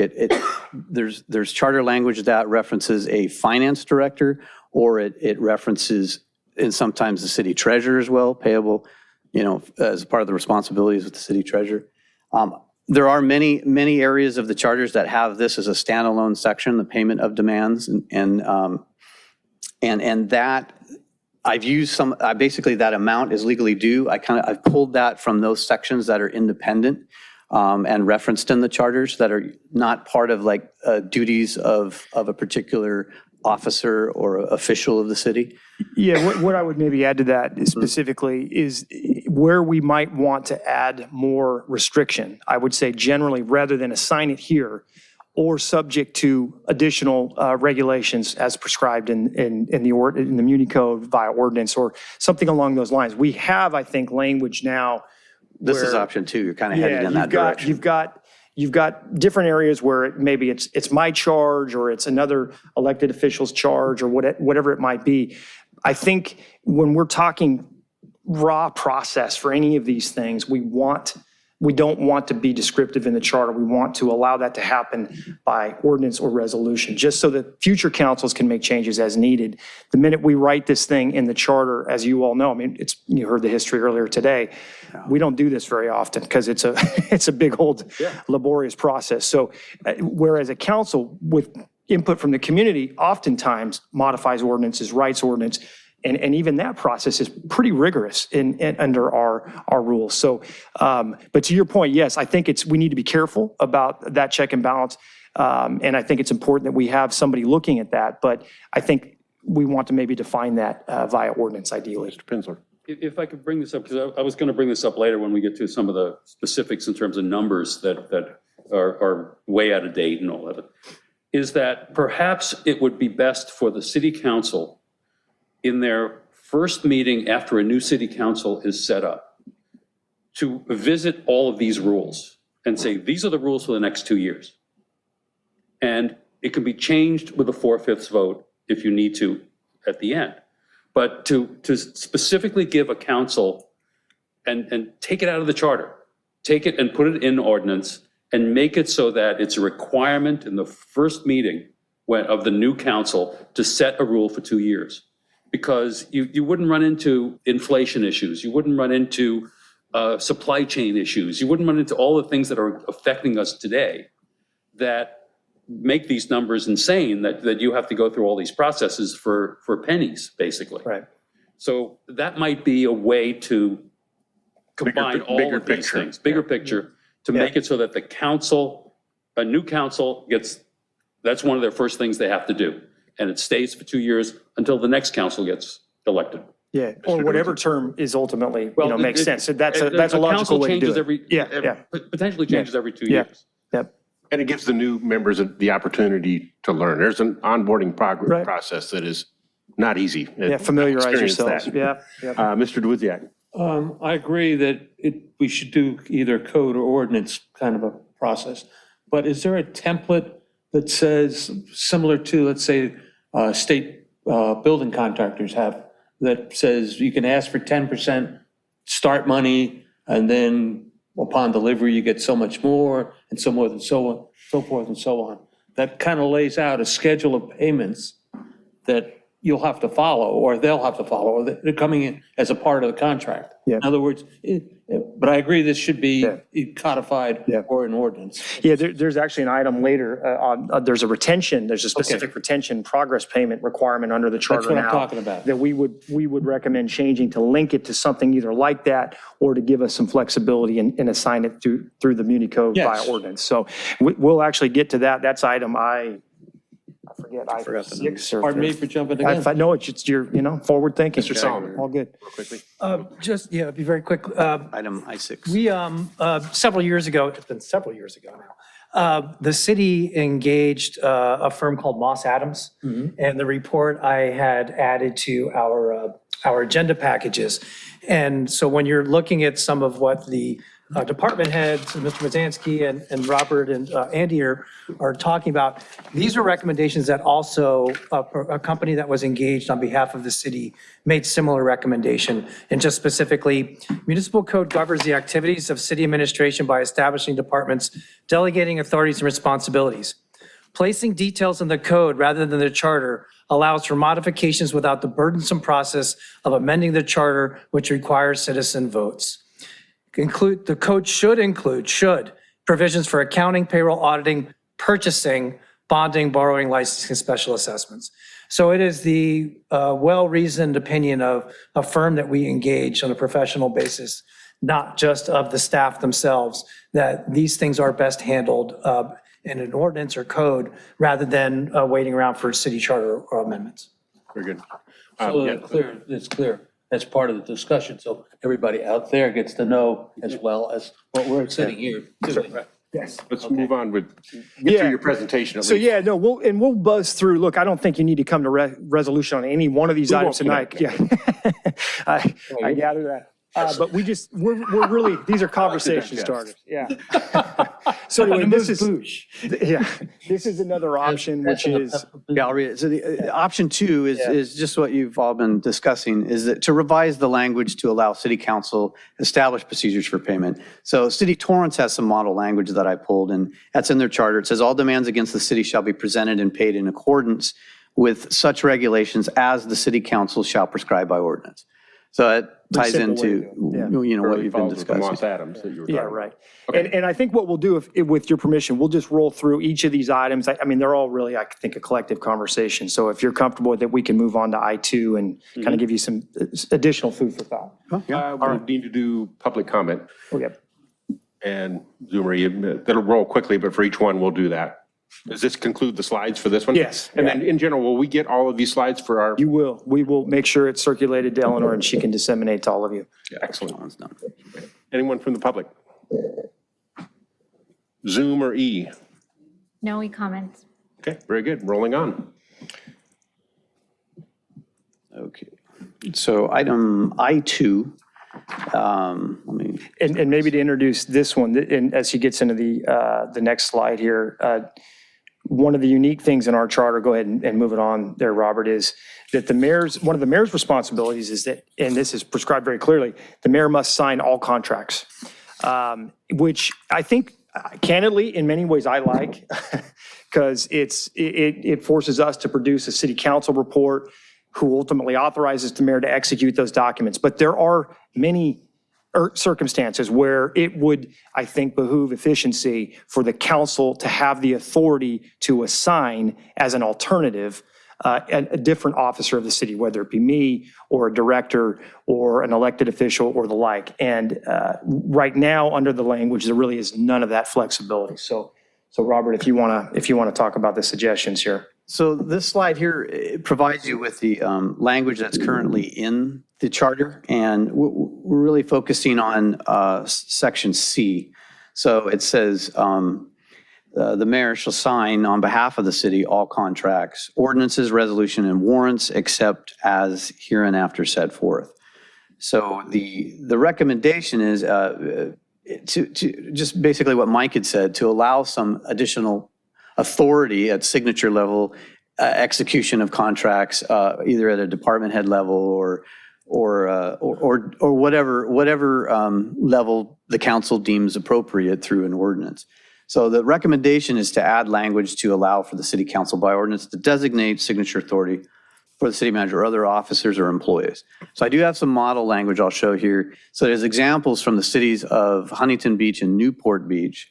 They basically have the same language that's written here. It says the city council by ordinance or resolution may authorize the city manager or other officer or other employee to approve and sign a written contract on behalf of the city for the acquisition of equipment, materials, supplies, labor services, or other items included within the budget approved by the city council and may impose a monetary limit upon such authority. Now, this is the language exactly from their charter. So the potential here is that the revised language that is an option, if we go back to section C, is it would be the mayor shall sign on behalf of the city all contracts, ordinances, resolution, and warrants, except when the city council by ordinance has authorized the city manager or other officer, another employee. And it's the same language that comes from those two cities.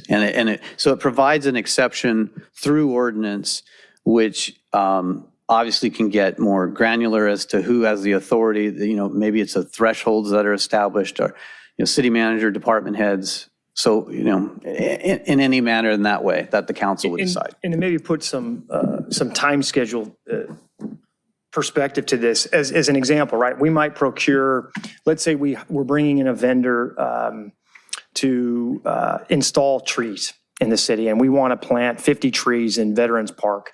Or that's probably not a good location. We wouldn't want to do that at Veterans Park, Wilderness Park as an example. But we want to plant 50 trees. For us to do that with this language, we have no choice but to prepare a staff report, negotiate a contract, bring that contract to city council and have it approved at either bi-monthly or mid-month meeting, city council meeting, then have it executed by the mayor following authorization, approval as to form by the city attorney and the city clerk. That is a very laborious process for a $10,000 tree installation, right? So what you find is a lot of cities will create various purchasing thresholds as to where they might assign or authorize department heads, Ted Simon, our public works director in this case, the authority to perhaps sign a contract to allow that service to happen more quickly. You're still negotiating contracts. Save a lot of trees by not printing those damn Yeah, right. contracts. Yeah, we exactly.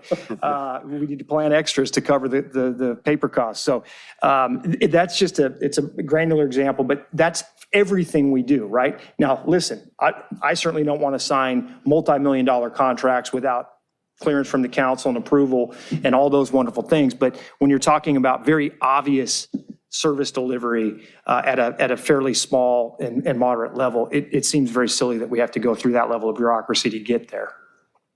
Mr. Morocco first, then Mr. Dudziak, then Mr. Sullivan.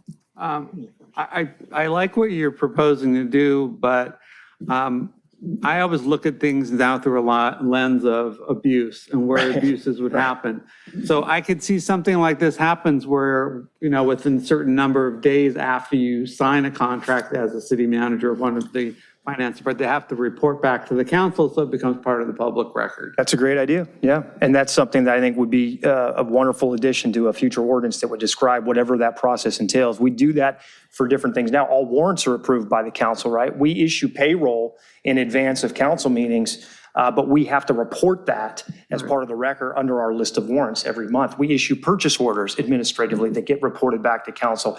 Now, that's not the easiest list to follow for a contract. It might be a different process, but we certainly would want to make, I think, any of those decisions available and understood by the public. Mr. Dudziak.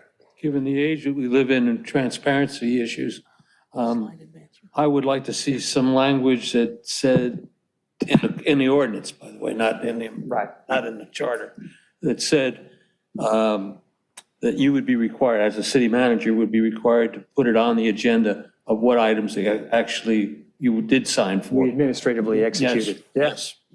So that we don't get people at the podium saying, look what the city manager's doing behind your back. Yeah, absolutely.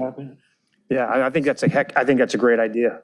I was just going to add, I have seen that language in both ordinance and mostly in the ordinance. I've seen that model language. That would be my only suggestion. Yeah, and it typically comes back like maybe quarterly, or it could be semi-annually, but there is model language for that. I think they should come back when those warrants are paid. Yeah. In other words, it should be on the same agenda with the warrants And so that nobody can say you were dealing from the bottom of the deck. Right, absolutely. And that happens every first and third Tuesday for us, and it's a great way to do it, and I would Happens every be a time huge fan somebody of that. gets I'll just say a hair up their ass. Yeah, absolutely. Mr. Solomon? I like that idea. It could be included as part of the payroll demands, where there's a disclosure about what we paid. How many of these contracts does the mayor have to sign every month, Mike? Boy, Eleanor probably, or Melissa could probably tell me better. It's not a non-zero number. no, it's a big stack. Okay. I'm not really comfortable with the department heads doing it unless you set some sort of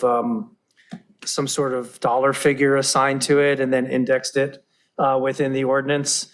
I think to Mr. Morocco's point, that could land in Abuseville, especially when department heads are responsible for their own professional contracting and there's no procurement process with regard to professional contracting. So there's no transparency. The department head procures a contract for professional services, doesn't really have to go anywhere. They sign off on it. That seems too tempting and problematic. I agree. Yeah, and I think we would want to set fairly tight limits at that level. And I think most cities do. I mean, you'll see it anywhere from $25,000 to $250,000 at the administrative level. It ranges. But I think, and to me, those are the wholesome discussions you have as you set the ordinance and prescribe the rules. And again, that's the process, I think, to have those discussions and really formalize what those thresholds are. Okay, thank you. Mr. Pinsler? Yeah, it was on occasion when warrants were challenged, there were personal things and that happens. But there were times when people were concerned about the quality of the work. Then they wanted to protest the quality of the work. And that is an area, if you do separate it, that allows the public to look at these particular items and say, was it done properly? You separate out the payroll, you separate out all that other stuff. But that is a particularly good area to be transparent about.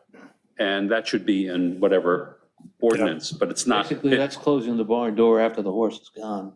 Well, maybe not, but it does permit the warrant isn't paid until the council says yes. Right. Check's not been issued yet until that warrant is approved. So you do have some control over the last mile of this. So everything should be, nothing of this should be in the charter, it should all be ordinance. Right. But that transparency is essential. Yeah, I absolutely agree. And that's really, and I hope that's clear to everybody when we make these suggestions, it's with the strong recommendation that when we get to the ordinance phase, assuming that's where we ultimately go with all this and the residents agree that it makes sense to describe these things in an ordinance, that those discussions have to happen and we would welcome them. And last thing we want to do is take away anything that sunshines our level of operations. We have people don't really give Redondo Beach credit for this. We have as transparent a purchasing process and contract execution process that I've ever seen in the industry. Very few people have warrant approval, mayoral execution, multiple elected departments, and all of these various checks and balances that occur. It's unique, our process. And in purchasing in particular, but it makes it slow. It's bureaucratic and it's sluggish at times as a result. So, but I think there's ways to achieve both goals, be efficient and transparent in how we operate. Slow's not always bad. That's the speed of democracy, as they say. One of the concerns I get, and it'll come up when I talk about one of the things I want to get on the agenda, is sometimes when you take something out of the charter, there's a vacuum that gets created if this council doesn't step up and do an ordinance. True. And you lose that check. And I would feel more comfortable with something like this if we had some sort of, this is the kind of language we want to put in the ordinance so that it's in more of a context, because we just had a whole big discussion about law firms being hired by the city. Services falls into that. That's something the city attorney can do without necessarily having all the steps. So kind of if you could frame some sort of what an ordinance would look like, it makes it easier to at least analyze where we should pull it from the charter. Yeah, it's a fair question, Fred. What would that gap be? Let's say this goes on the ballot and it gets voter approved, and then how much time would it take for city council then get an ordinance in place. Yeah. You're talking about a kind of a preemptive strike to that, to Yeah. make that process happen very quickly. Can I just add? Have a gap with no guidance. I just add to that, and obviously, I don't know if Webb's still on with us or not, but I mean, I would think that in the absence of an ordinance, that it would still fall back to that the mayor would be required to sign all of them until that provision is done, until the ordinance is created. Does that make sense? Well, that's if I think if we go with the language that we're sort of describing here, I think that's to the point is if we There have. could be transition language Yeah. in it. And then we see that in other areas of the city charter. There is Yeah. transition language. If you allow for an exception under the ordinance, then the current provisions prevail, right? They stand. The exception then allows you to be more refined or carve out options. To simplify it, though, I think to the point made earlier, if we were to sort of collapse all these into, a general statement that says these rules will be described in the ordinance, I think the idea would be you'd really want to have that ordinance prepared within a very short period of time following the results of the election. We would not want a vacuum. I think it's something. So it goes through a first reading and a Yeah, and we need to time that up, and there could be, maybe there's a sunsetting provision or something that allows for these provisions to stand until superseded by a follow-up ordinance. I mean, you could do it that way too. Mr. DeWitt. I don't want to walk back into that minefield that we were in before, but you brought up an excellent point about checks and balances between the elected department heads in this. I think that I'm willing to give the city manager and his department heads this but I don't think I'm willing to go as far as with the elected. I've got more to deal with. I'm just putting it out there. I agree with you. We're talking about. I absolutely agree with you. And I'm not sure how to modify this. Well, Mike, the electeds are still department heads that bring contracts through the process, though. Exactly my point. So, but there are guardrails for that. Exactly my point. We're taking it out of the process by saying department heads here. I want the language a little more specific, that it deals with your side of the house as opposed to the elected side of the house. So then from Well, that you can- perspective. You could tweak, the ordinance could really end up applying to all of the department heads, whether appointed or elected theoretically. Exactly And I my think point. you want to make sure. And that takes away checks and balance Yeah. that we were, I'll say, beat the dead horse. Okay. Okay.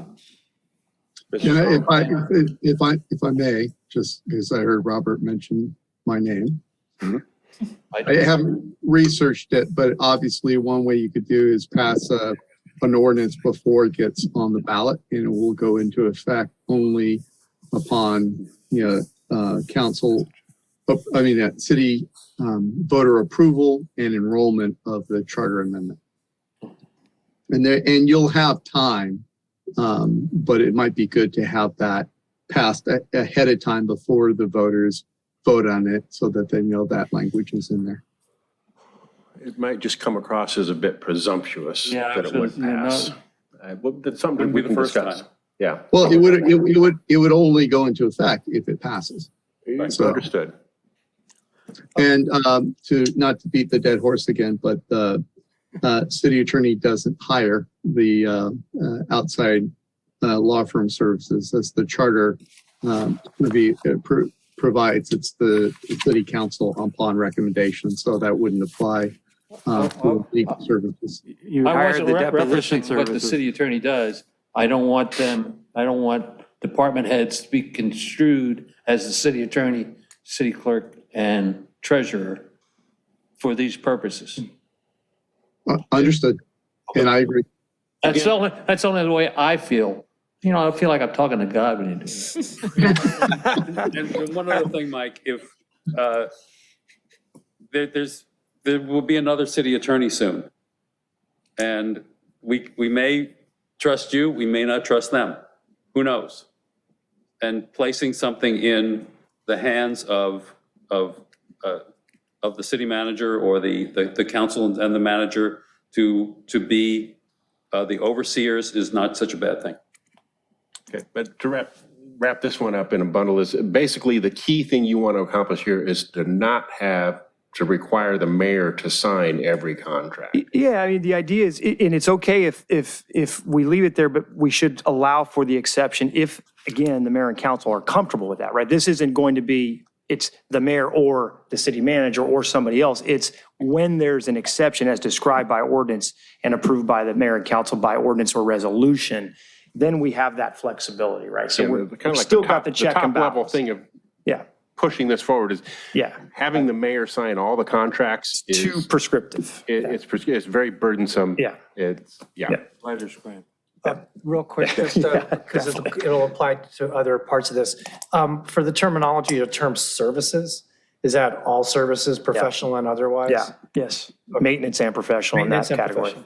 professional. We also have to be concerned about internal consistency with this, because when the mayor's job is listed in the council, in the charter, that is in there somewhere. We may have to take that out if it's going to change, unless it's the mayor or someone. Or designee. Yeah, or designee. Mayor's designee. Yeah, well, yeah, and I think in this case, this might be the only place where it states the mayor signs all contracts. I don't think it's not in his actual powers and duties. But your point, I think, is well taken in that every decision you all make and decide to recommend to council, it's got to flow through the whole document. You What got do to you make do sure when they're out of town? Mayor Pro Tem signs on behalf. Yeah. Just as an example, with the school board, we do, it's the superintendent or his designee, because it's a different structure slightly. But all contracts are still subject to approval by the board, Right. of course, and that's still there. So, yeah, this could work. And All right, ready for on the next public comment, I guess, and then maybe the next one. Oh. You need- any comments from the public first on this item? Zoom or E? No comments. Mike, can we do this as a group without specific, because we're not voting on them?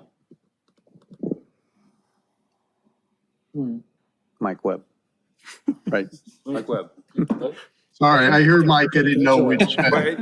Internally, it's Wits and Webb, yeah. With all these items, is Can't it even go Mike necessary? Can we do them as a group since we're not voting on them? Well, let me take a look at the agenda real quick. Separate It's agenda not that items. bad to do it. Just talking about public comment, though. That's just for consistency.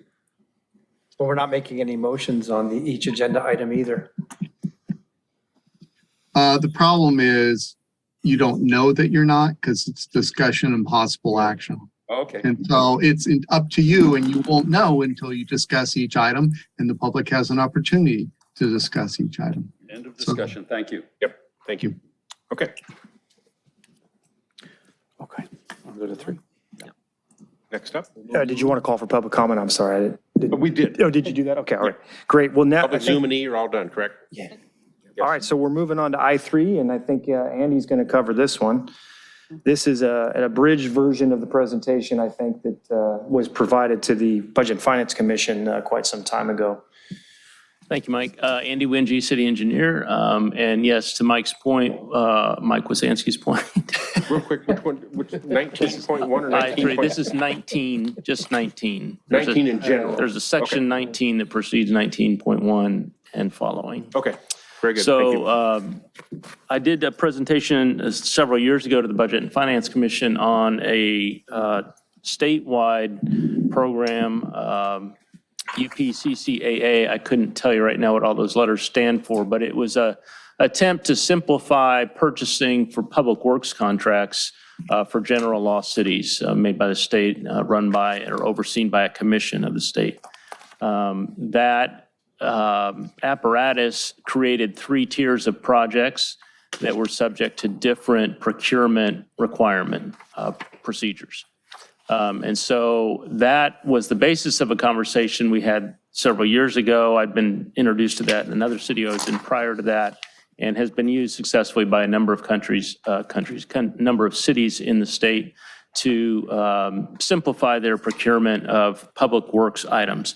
Procurement of public works, and now we'll get on to the slide here. Procurement of public works is a separate animal, if you will, than other procurements made by the city.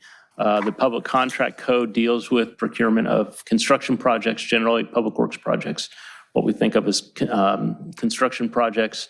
And the basic rule is the Public Contract Code applies to all cities except when it doesn't. And the code language there says, section 1100.7, And I've highlighted that bit there. With regard to charter cities, this code applies in the absence of an express exemption or a city charter provision or ordinance that conflicts with the relevant provision of this code. So if we don't have something in the charter or by ordinance different than the state's public contract code, we're obliged to follow the public contract code. And so that's how we operate now. Our section 19 of our charter provides a couple of rules here that we'll get into. But before I get into the specifics, that from a big picture, the options to this charter commission and to the voters of the city are to opt out entirely of the public contract code. City of Oceanside is an example of that. City of Lancaster has opted out except for a couple of key issues, the major one being the prevailing wage requirements of the state. And then in our city, it's a much more targeted approach. We have a few specific things where we are opting out of the public contract code. So where we have charter language in contrast or ordinance language in contrast to the public contract code. And those local rules would carry the day in terms of how things get done. Give me the next slide. So here's the City of Oceanside example. City is exempt from the provisions of all California statutes regarding public contracting. So it's pretty broad. There are, and it assigns the procedures, rules, regulations, et cetera, to the city.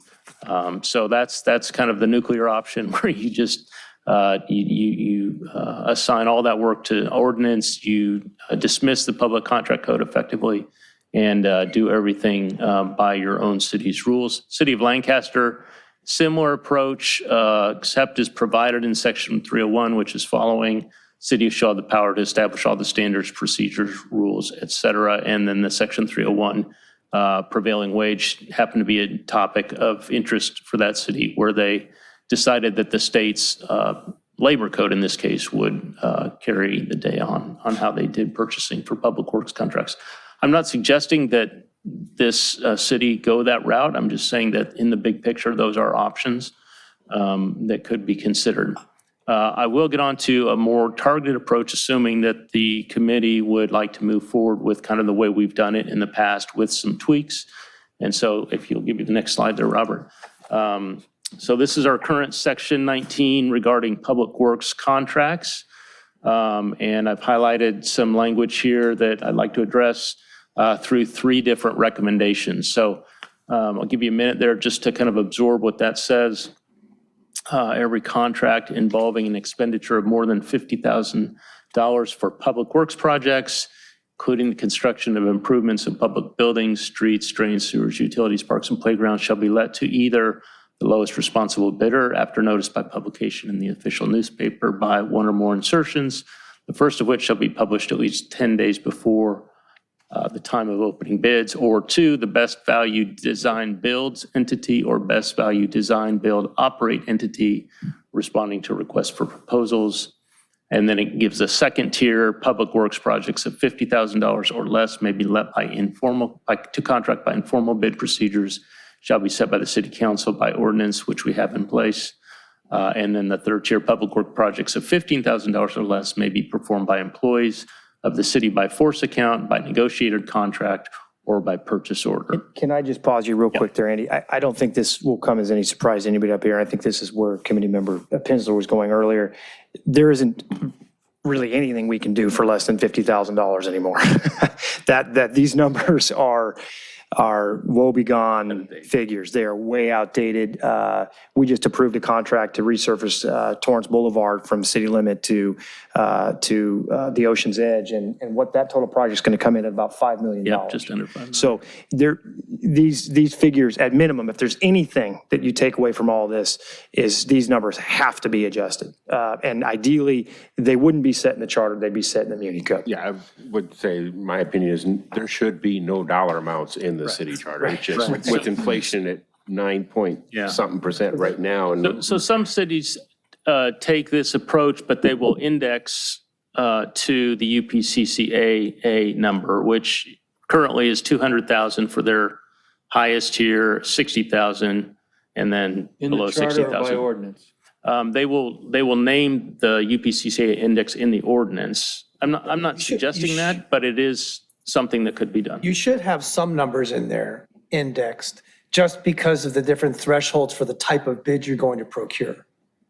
So do you want it where every contract within the city is subject to the same list of requirements? Or do you want to have it for efficacy that projects that are under $175,000 index for inflation can be accomplished by 2 bids or 1 bid or a similar scenario? Or do you want to have it Let me that suggest an alternative on the next slide here. I'll suggest an alternative to that. Before you move on from this one thing I don't see highlighted, it seems like you're comfortable with the options 1 or 2, that it's either lowest responsible bidder or best value design builds, that you're comfortable with making that determination by either 1 or 2? There's no...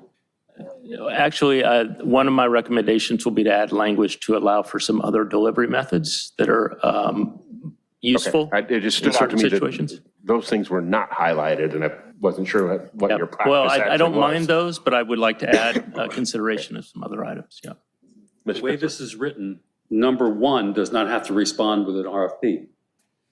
Well, no, we Number 2 typically does. don't. Well, I understand it, but the way this is written, it doesn't say that. Responding to requests for proposals is part of number 2. It's not part of number 1. Correct. But When it's we got go out lowest to responsible bid, bidder. we have a different process for construction where we do a notice inviting bids, which is a different process than a But you request for could have an proposals. RFP. So would you want uniformity? Uniformity. For everything, regardless of the dollar figure?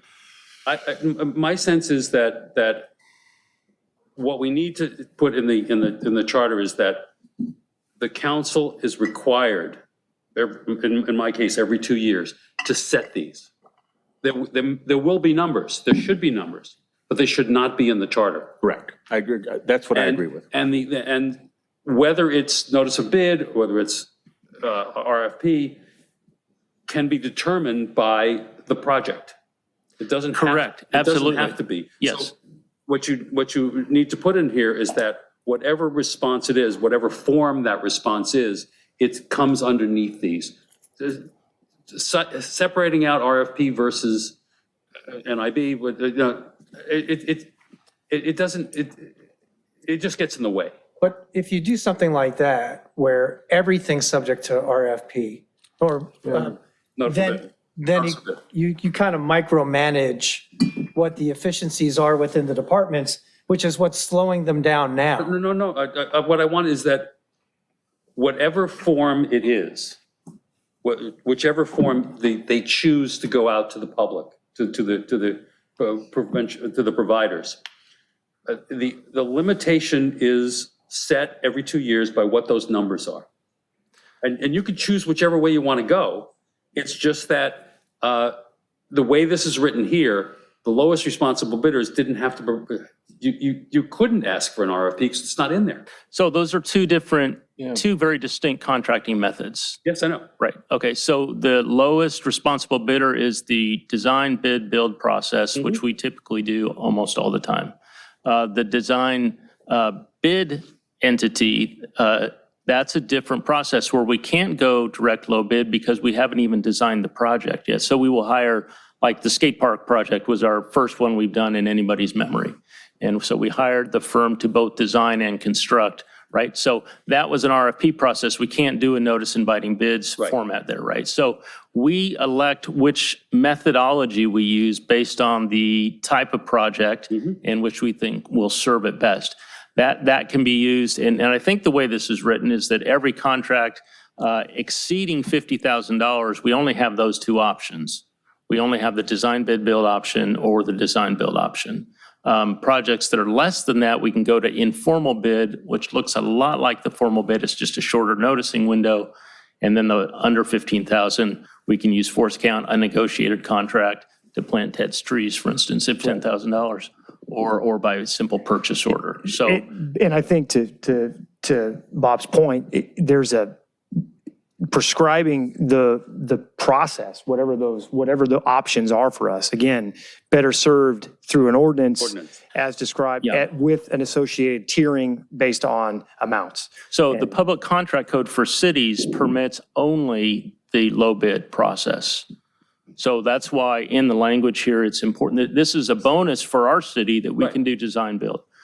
So most cities cannot do that unless they prescribe it, right? So as you'll see, my recommendation includes addition of further alternative delivery methods, contracting methods. It's nice being a charter city. Yeah, oh, absolutely. Ms. Morocco. It says something about publication in an official newspaper. Is there some alternatives we can explore besides using official newspapers, which is legal notice? our local newspapers. So yeah, this is means and methods that we would like to get out of the charter as well, and one of my recommendations will address that here on one of our upcoming slides. But yeah, we do advertise through clearinghouses now. We do have to put a notice inviting bids in the newspaper, clip a copy of it, put it in the project file. We get public records requests to make sure we've done that by some of the union watchdog groups to make sure. to the newspaper by Pony Express? Isn't that state law? No, we beat the dead horse. Remember, we've already beaten that horse. The publishing requirement, is that state law? State law. Well, it would be in the public contract code.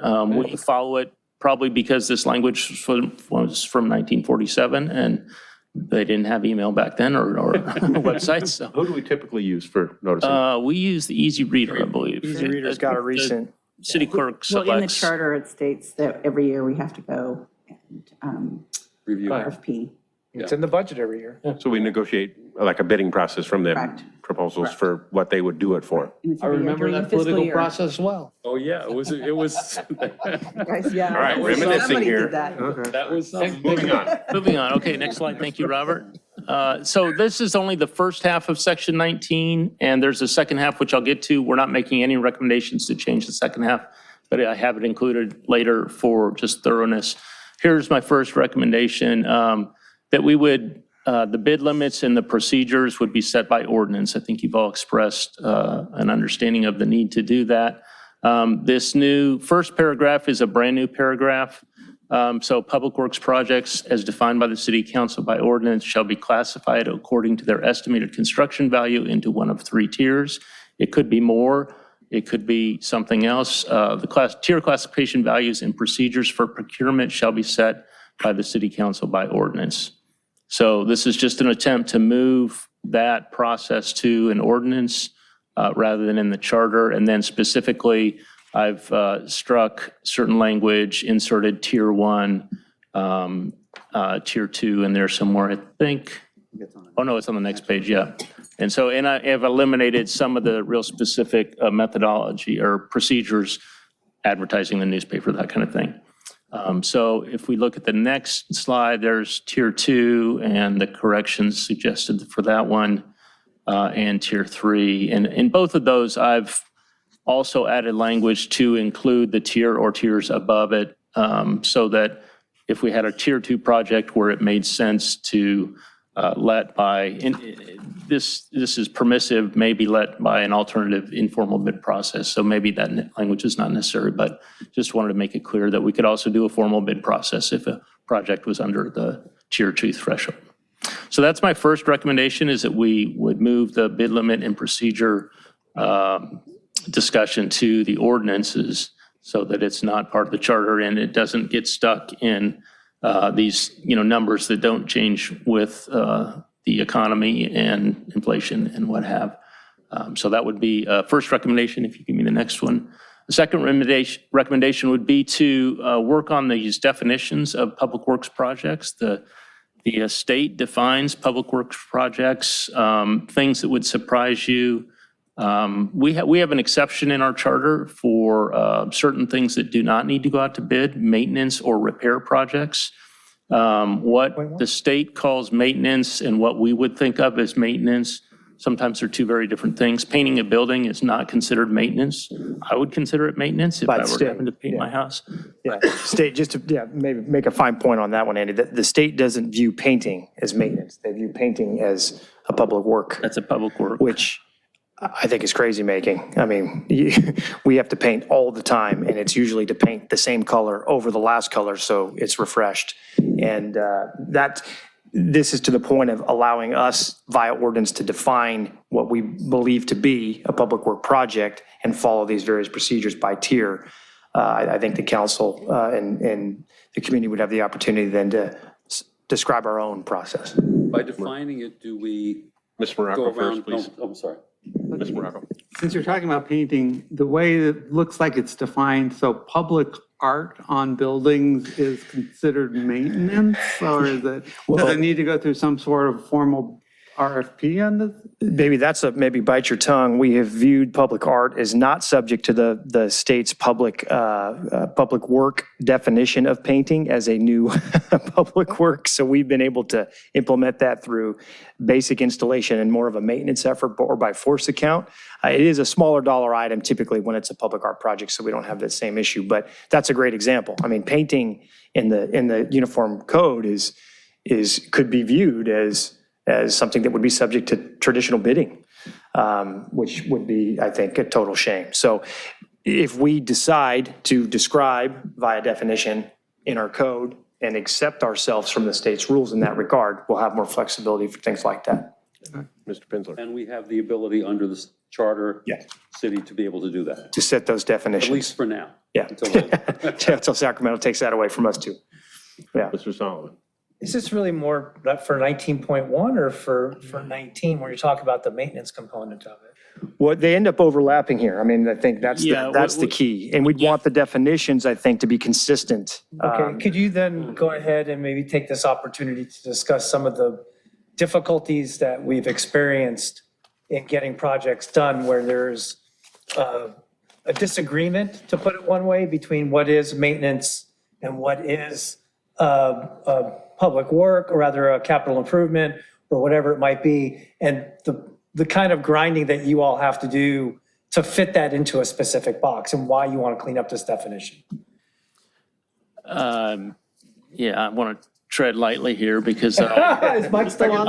Is Mr. Webb still I there? love and trust my colleagues here at the Check city. and balance on that. Yeah, well, the hard part is, listen, I mean, we could all read the one bit of language and have a different feeling on it, right? I mean, maintenance is a very nebulous term. I mean, when you think about, the state, and Andy knows this better than I do, but when we slurry seal a street, right, you might view that under the law, under the state definition as a maintenance effort, right? So we don't necessarily have to bid that project. But, is there a real distinction between a one inch grind and overlay and a slurry? And, unless you're truly, in the weeds on each of these iterations of a road repair, what sets that definition? We're always repairing the road, right? We go out and reconstruct Torrance Boulevard. It isn't because we're building a new street, it's because we're repairing the street we already have. So why doesn't that fall under a maintenance and repair definition? So that phrasing is very generic.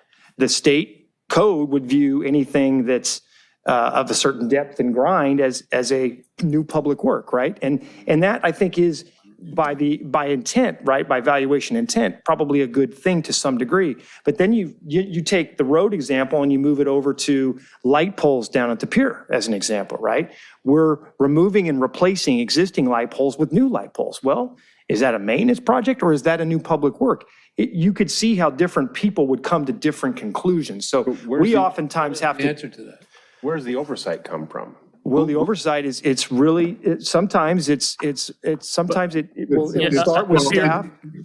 Yeah, and part of it is my office. We have multiple debates on something as a public Mike and I work. arm wrestle a lot. Yeah, it's Or Rochambeau. Well, then I would lose every time. So, but we have debates because we have to interpret the law as it is and not what we want it to be. And then sometimes the rest of the contract will use phrasing to make it clear that it's a public works contract, or adopt standards that apply to public works contracts. So I think Mike and So I. the oversight is the city attorney's office. Well, Yes. And internally. ultimately internally, and Mike and I have a lot of debates, and usually it starts at the staff level, and then we tend to have to sit down and kind of work through the final resolution. And I think this is an area where if we can avoid the debates, right, by being clear in our definitions of what's what, and that's the goal. Opting out of the state language, do you feel like that mitigates some of these problems? Or is it going to open up or eliminate the oversight, as the chair mentioned, because we're opting out of the state language, it just had to eliminate the oversight. No, I think it'll allow us to create definitions that are more clear to all of The us. ordinance is written. Right. And I mean, it's gonna put pressure on us to write a good ordinance that we can all view now and into the future. But I think it allows, and certainly it allows us to localize the discussion, right? Right now, we're sort of, the state definitions are kind of the boogeyman in this instance, right? And we're trying to figure out how that reconciles with our own But words. is it a straw man argument that I'm making about the state definitions and opting out of it, or is it a realistic, meaning to say that if the state definitions what's constricting you right now and where these conflicts is the wrong word for it, but discussions are taking place, if we opt out of that? Yeah, generally, yes. I think we don't have enough exceptions under our ordinance to give us the flexibility. We need to very clearly, and I think comfortably here in Redondo, say, yes, we can do that by this process. And then you'd still have to come together with Mr. Webb. Yeah, Mike and I we'll still figure that debate out. language. We do that quite often. But I think it allows us to have the local collective discussion about what we want as a community to set as a standard. Okay. Mr. Dvorak, did you have? Back to your example of the light poles, which is which? Well, we fell on the side of, I think we fell on the side of maintenance on that last So one. we actually purchased the light poles ourselves as a city, and then, as I understand it, we ended up, our electrician who was to be involved in this broke his leg and was going to be out of work for a year. So we ended up hiring labor to work under the supervision of our department. So they weren't considered a contractor, it was just contract labor to replace It was the. Yeah, and you follow, I think. It fell into, by way of that, it fell as a maintenance item in that case. A maintenance But it item, was a very, I don't want to use the word workaround, but these were creative solutions that we all I felt understand. comfortable fit within the definitions that we're This restricted is by. why I'm asking, Nicely put. to understand the murky water between maintenance Yeah. And that it's going to it's and, changing with an LED. if Mike bulb. Webb's still here, he has to ask for his senior advantage when he's arm wrestling. Okay. I love that idea. One more recommendation here, and I alluded to it earlier here on this particular section. Robert, if you give me the next one there. Just hit the page down button, that'll take you there. There we go. So just an authorization for use of alternate delivery methods by adding a third option here. And I phrased it in this, I'm not a lawyer, so this may be better written. Successful responded to an alternate delivery method authorized by ordinance of the city council. And by alternate delivery method, I've got some jargon up here. JOC is, it's just left my head now that I've said that. It's jock. It's, From where I come from, it's Joint Operations Center. It's job order contracting. That's what it is. Sorry about that. It must be getting late. Job order contracting is, it's provided for in the public contract code. Counties are allowed to do it. Schools are allowed to do it. Community college districts are allowed to do it. Cities are not listed as one of the eligible entities for it. It's a process by which it's kind of like an on-call service where you would have a bid program, a competitive bid program where contractors would bid on it's called a. Tree trimming. Yeah, so we would find a unit contract book, like there's companies that publish unit prices, and they would say, okay, we will apply 0.97 to all these prices, or 0.98, or 1.03 to all these prices, and then they would win the contract based on, that general scope of work and their factor, their percentage factor. West Coast Arborist. And so, and so we would, and the state code allows that for a year and then a couple of one-year extensions. LA County highlights it on their website. If you'd like to go Google that, you can learn a little bit more about it. But that's, I think, something that could be very useful here, especially on our operations side, which very often we get hung up where operations might need to replace the roof on the Morrell House, for instance. And yeah, like last year. And so we can go out, we have to go get a design, or we have a roofer on, a contract with roofing capabilities on this list. What is the price for square footage of this kind of roof? It seems the key here is by ordinance, and then the ordinance could go into the details of what are the exactly. different methodologies that Right. would be acceptable. We don't want to And then- see any of these acronyms in the charter, that's for sure. Right, so construction management, general contractor, that's another form of delivery, or construction manager at risk, another form of delivery being used by certain cities. And all of these are mentioned in the public contract code. They're just not eligible to cities. And so the charter would put us into the being able to use some of these methodologies. They're standardized methods that Yeah, they're can not, be they're relied not, upon. they're maybe in some cases only 15 or 20 years old, so there's not 100 years of data like there would be for something else, but they are widely accepted, used by LA County, Caltrans, the state agencies. And it would allow you to incorporate new ones by an ordinance It if a would. new methodology comes out. It's really the public works side of, cooperative purchasing or joint purchasing or leveraging, former bids for materials. Yeah. Let's roll on. Okay, so next slide is just a repeat of the second half. I promised no recommended changes here. This has to do with rejection of bids when they don't satisfy the city's needs and all the various exceptions. So good to leave this in the charter? It could, Probably better to just copy and paste it into an no, ordinance. that's probably a good point. I didn't think about removing it. A lot of the charters I looked at have reasons for rejecting bids, or at least they address rejecting bids in the charter, so I'd The probably want to simpler do a we little can more make the homework. charter, Yeah, the more okay. streamlined, the better off we'll We can be. do some Stop homework losing on control. that. This is an area where the charter actually has seemingly timeless language that would still apply, but again, better, I think, described in an ordinance, and probably a great place to start in drafting that ordinance. We're going to get these slides, right? Yep. you Yeah, will. and so this last slide is just kind of what it would look like if these recommendations were all incorporated. It is a shorter piece here, and it's hopefully usable. But again, to your point, we can probably make it simpler. There's probably things we You're can not do. opposed to us taking it a step further with No, your consideration. not at all. For you, you get the chance to give us feedback on that, Yep, Mr. Sullivan. absolutely, I absolutely. think Bob makes a really good point here, where in the first paragraph where you talk about procedures for procurement shall be set by the city council by ordinance. I think it would be worthwhile to, because this has been a problem for us. Granted, it was in the charter, but there are many parts of our municipal ordinances that are in need of updating and haven't been updating. So I think it's worthwhile to put a ticking clock on this or in here somewhere. That it's kind of like with our budget. Well, some of these we can do, we could put in there that they shall be reviewed biannually or annual basis. And it's a very routine process, but it gets it on the agenda. Yeah, absent having some sort of ticking clock, I think it lends itself to just being passed along or ignored or just not reviewed. And I really like Bob's idea of doing that. I don't know if you guys want to weigh in on that, or you feel like it'd be worth. No, With a 4/5 vote. Are you yeah. in the charter language now, or are we in the ordinance? It's for the recommendation in paragraph 1. I got that part. Yeah, this would be as an ordinance.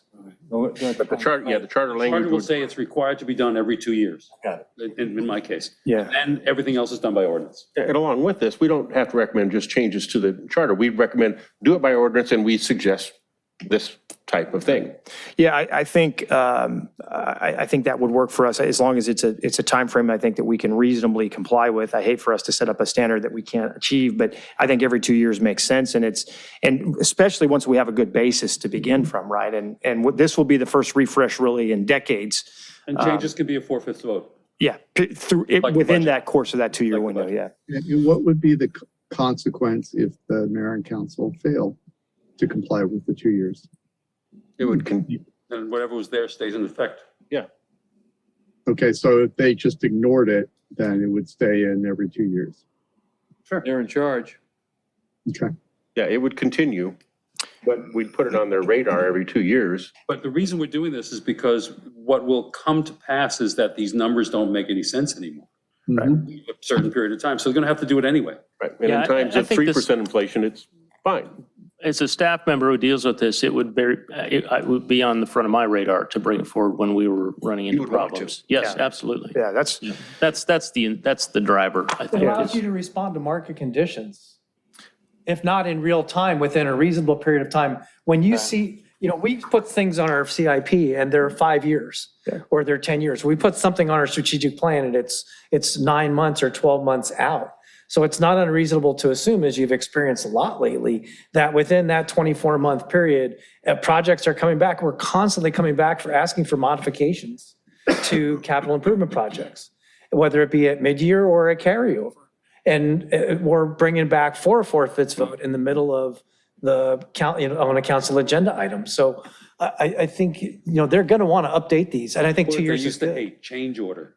Yeah, change order, yeah.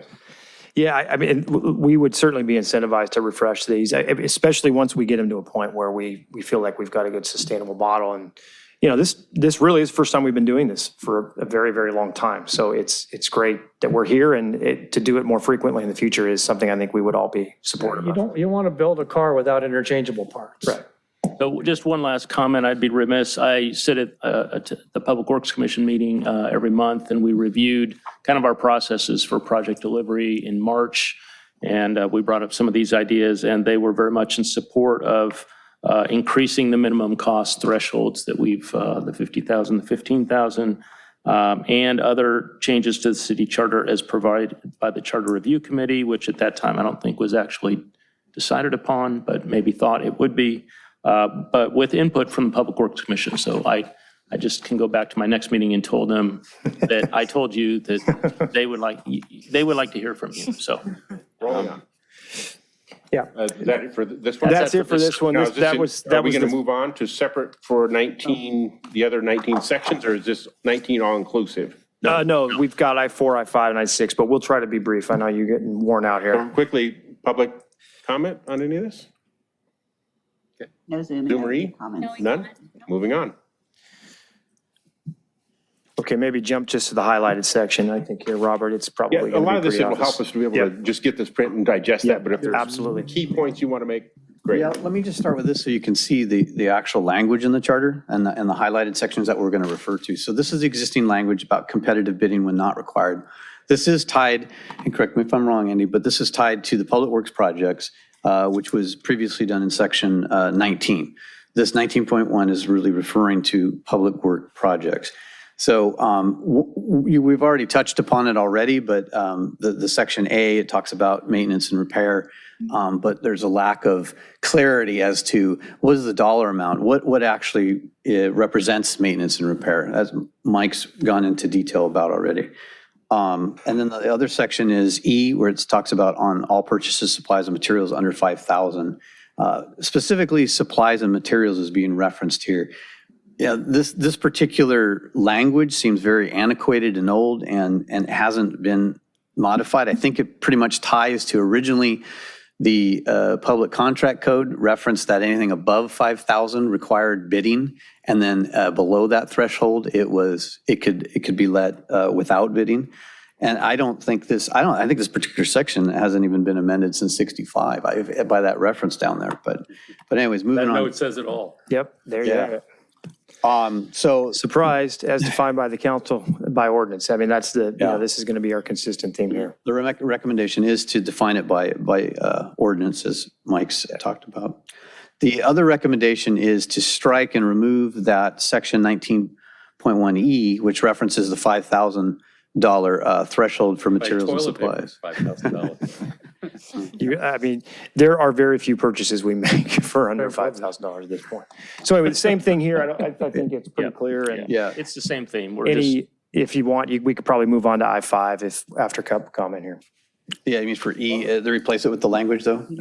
When the proposed work is exempted by an amount or category. So it's to replace it. They're not tied together. They're different subject matters, but the way the sequencing of this particular item is with the lettering, if we're going to replace that section, which carves it out to an ordinance, kind of talking about what Andy's already talked about, the other options available for bidding for engineering department. yeah, for job order contracting, for instance, we might have a $3 million contract just to use the county's limits. And we might assign $100,000 to somebody to go fix air conditioners. And so this would point to the fact that we don't need to go out to bid for that every time because it's part of an exempted process. Okay. Members of the public? Zoom or E comments? Moving on. All right, I-5, Okay. cranking through. Municipal purchases. So once you get to the highlight there again, Robert. So this is the existing language that is section 19.9, What's interesting in this particular article of the charter, even though section 19.1 specifically referred to public works projects, some of the other subsections of this particular article, 19.2 and on, doesn't necessarily reflect or tie to public works projects. But what in this particular section, the reason why we've earmarked it is because it references recommendation of the city manager for the purchase of all materials by the city through the city manager. The reference here is it only references materials. So the suggested recommendation is to include supplies, equipment, and services, additional things. What I'll say is that our existing ordinance that's with the city, Untitled Chapter 6, which is the purchasing system, is tied and linked to this section 19.9. So if we back up, it says the city council by ordinance, which they created Title II, Chapter 6 to create the purchasing system and provides the details, the granular details on how the process and procedures. But that particular ordinance, that Muni Code does also deal with services, professional services, equipment, supplies. It deals with a larger grouping of items, not just materials. The most important point here is it actually deals with services. So the point here is just to add that language in so it ties correctly and it's consistent with that section, with that ordinance. Oh, that was it. How does that logistically work for you, Mike? Do the department heads or employee have to come through you to do that? Well, yes, and because of the other $5,000 limit that's currently in the charter, I actually take all of these services as a standalone. We take it as an item back to council. So we're just limited now with the fact that we've got the materials definition, and we're limited by our amount If you limitations. eliminated E from the previous item, then would this still be necessary? Well, it would, because we have inconsistencies. We have conflict now where our existing ordinance references materials and services, whereas the charter really limits that discussion of I was going to materials. ask that. Are these purchases not legal? Well, because all of our services require a contract, they tend to end up getting codified in a contract that comes to council and gets approved by council anyway. So there's really... Where the consistency. Exactly. We have redundant measures that get us to the ultimate approval here, but it's part of the problem, to your point, of consistency and flow throughout the charter. So I'll add to Mike's statement there. So this particular section of the charter, that 19.9, in response to this, the ordinance has been created. So the entire procedures for how the city conducts its procurement and the thresholds, which we have like under 5,000 is discretion of the department, 15 to, now I'm drawing a blank, 5 to 15 is a couple quotes, 5 is three quotes, above 35 we go out to bid. So those are all set in the ordinance. So losing that section E in the previous one that we talked about, to my knowledge, should not impair anything related to that because it's antiquated language. This language, as we keep it and we expand the reference to materials and include services, equipment, supplies, it ties exactly to the existing municipal code, the ordinance that has been created that basically defines the procedures for purchasing in the city. So I don't see any impact of losing that statement in the charter referencing the $5,000 that was, in the previous one. I think the key is not so much losing it. The key is making sure that we're consistent throughout, right? That everybody understands the definitions between. And the other part of this that I think is important is most of the time when you buy a good now, a lot of times that good needs to be installed. And that installation itself is separately creating for us under our code a separate contract and process. 90% of the cost is the good itself. 10% of the delivery of that good is the labor associated with its delivery and installation. To be able to create more flexibility in how we execute that work under the charter, the better. And again, all of this better served in the Muni Code than it is And then the oversight of eliminating the 5,000 is that it's still within the confines of the 15. Right. It's subject to an ordinance that I think is actually pretty well described. It just needs to be updated periodically, but it has been. We're just still bound by Hence unique the language. inconsistency, the 5,000 in one part of it and the 15 to 35 in the other. Flow through. We actually, I did bring that to council, and we had modified the thresholds in the ordinance. And I think they had been in place for like 42 years. We had to bid out everything above $5,000 is Prior what to the that. threshold. So admin reports to council, everything. It was a huge improvement for purchasing at the city to increase it to 35. Above 35 goes out for bidding. So then again, to be consistent, these numbers would be created or updated on every 2 year, or whatever the figure, whatever the date certain ends up being, if any, Right. would be updated in that way rather than some other manner. Also encouraging consistency. Yeah. Okay, thank you. And just for clarity on that, are you suggesting just for a review of the ordinance, basically, well, just review the ordinance, whether it should come back to council for revisions, just simply a Well, review? I think, as I understand, be an opportunity for Active each one, new an council. active Yeah, decision Process too. to say either we keep it or we change it. right.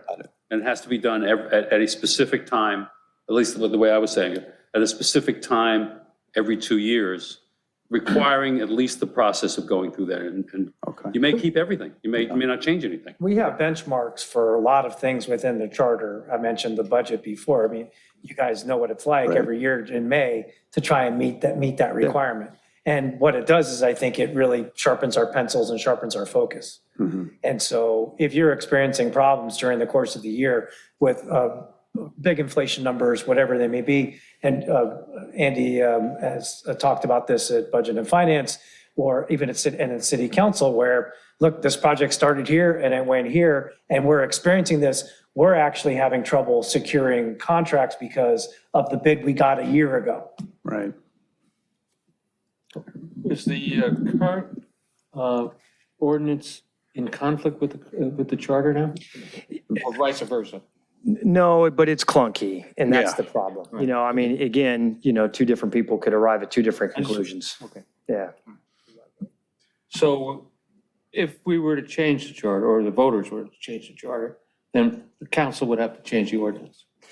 In this case, we might not have to. I think the change in the charter would make it clear that there's absolutely no inconsistency, and it would eliminate any sort of discrepancy there. But the goal here, I think, again, is just ordinance gives us some flexibility. Charter tends to restrict does. what we do. Yeah. But that's what the charter is intended to do. In certain Strict government. right, in certain areas, I think it makes a lot of sense, right? All right, so I think that's it for this item, yeah. One quick question here. I have a process one more, question, Mike. which may be geared more towards Eleanor. It looks like something's going to come out of this whole discussion that's going to end up going to the council as well as the voters. So is this the language that gets in the ballot proposition? Is that something that we do? Is that something that the city attorney puts together, you put together? We suggest, we're making recommendations. It goes to council then. They can do anything they want with it, and it's subject to law. Right, but it's like, some of the things we're talking about is we should be including in the ballot proposition that they're voting for, that the council should make an ordinance to deal with some of this stuff. And that's the point I'm trying to get across, is that, I think if we have recommended language with specificity, but not actually writing up the ordinance or the charter. no, the ballot proposals are small enough that it's like a sentence, but if it says that this is, should we change it with the council making an ordinance, is that what we're going to ultimately end up making a recommendation for the ballot? Well, for the ballot, it's going to be the charter and the charter proposed and where you're going to strike and what you want to change it to. Well, what I That's saw just- that's in just the in the charter. packet, what I saw in the packets that people voted on that were included with the city attorney stuff, is just a simple, like 20-word question that the people are voting on, and then there's backup material that goes with it. So, Well, it'll show the question and then it'll also show the text and then any strikeouts, because these are pretty small. And then you're going to have impartial analysis, and then I think that, and then also the for and against, and the rebuttals.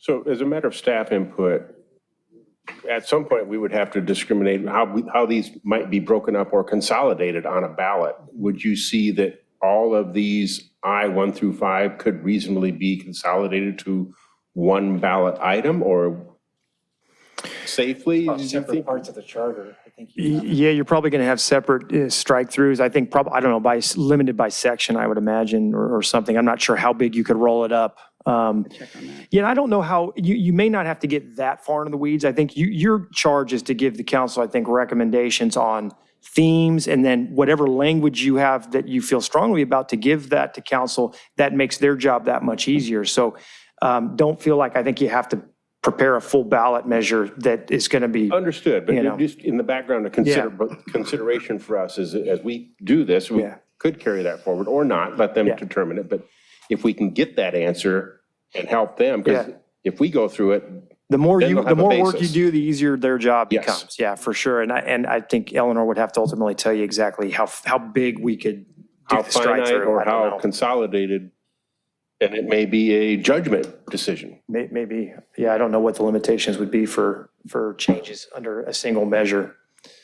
Yeah, based on what I've seen from the history, as they bring back the part of the charter and they have strikes and things like that, and then. But for example, this could be Article 19 in general. Yeah, it could be, and I think you'll probably be thinking about it to some degree as to what is bite size enough for the voters, right? I mean, they may look at 19 and go, yeah, all these things are related, all these strike throughs are consistent, makes sense. Hey, good choice. We're going to vote yes on that one. If you commingle every change in the charter under one yay or nay vote, something could hang up, effectively. I look at it as, we should consider that. If we have something to pass on to council, less that they would have to do, or at least have a basis started where it's been considered. So, okay. Moving on then to what, any members of the public? Zoom or E comments? None? Nope. All right, And just then we'll one have to more. Make a motion at the end to continue all these, but we can do that in one. Last one.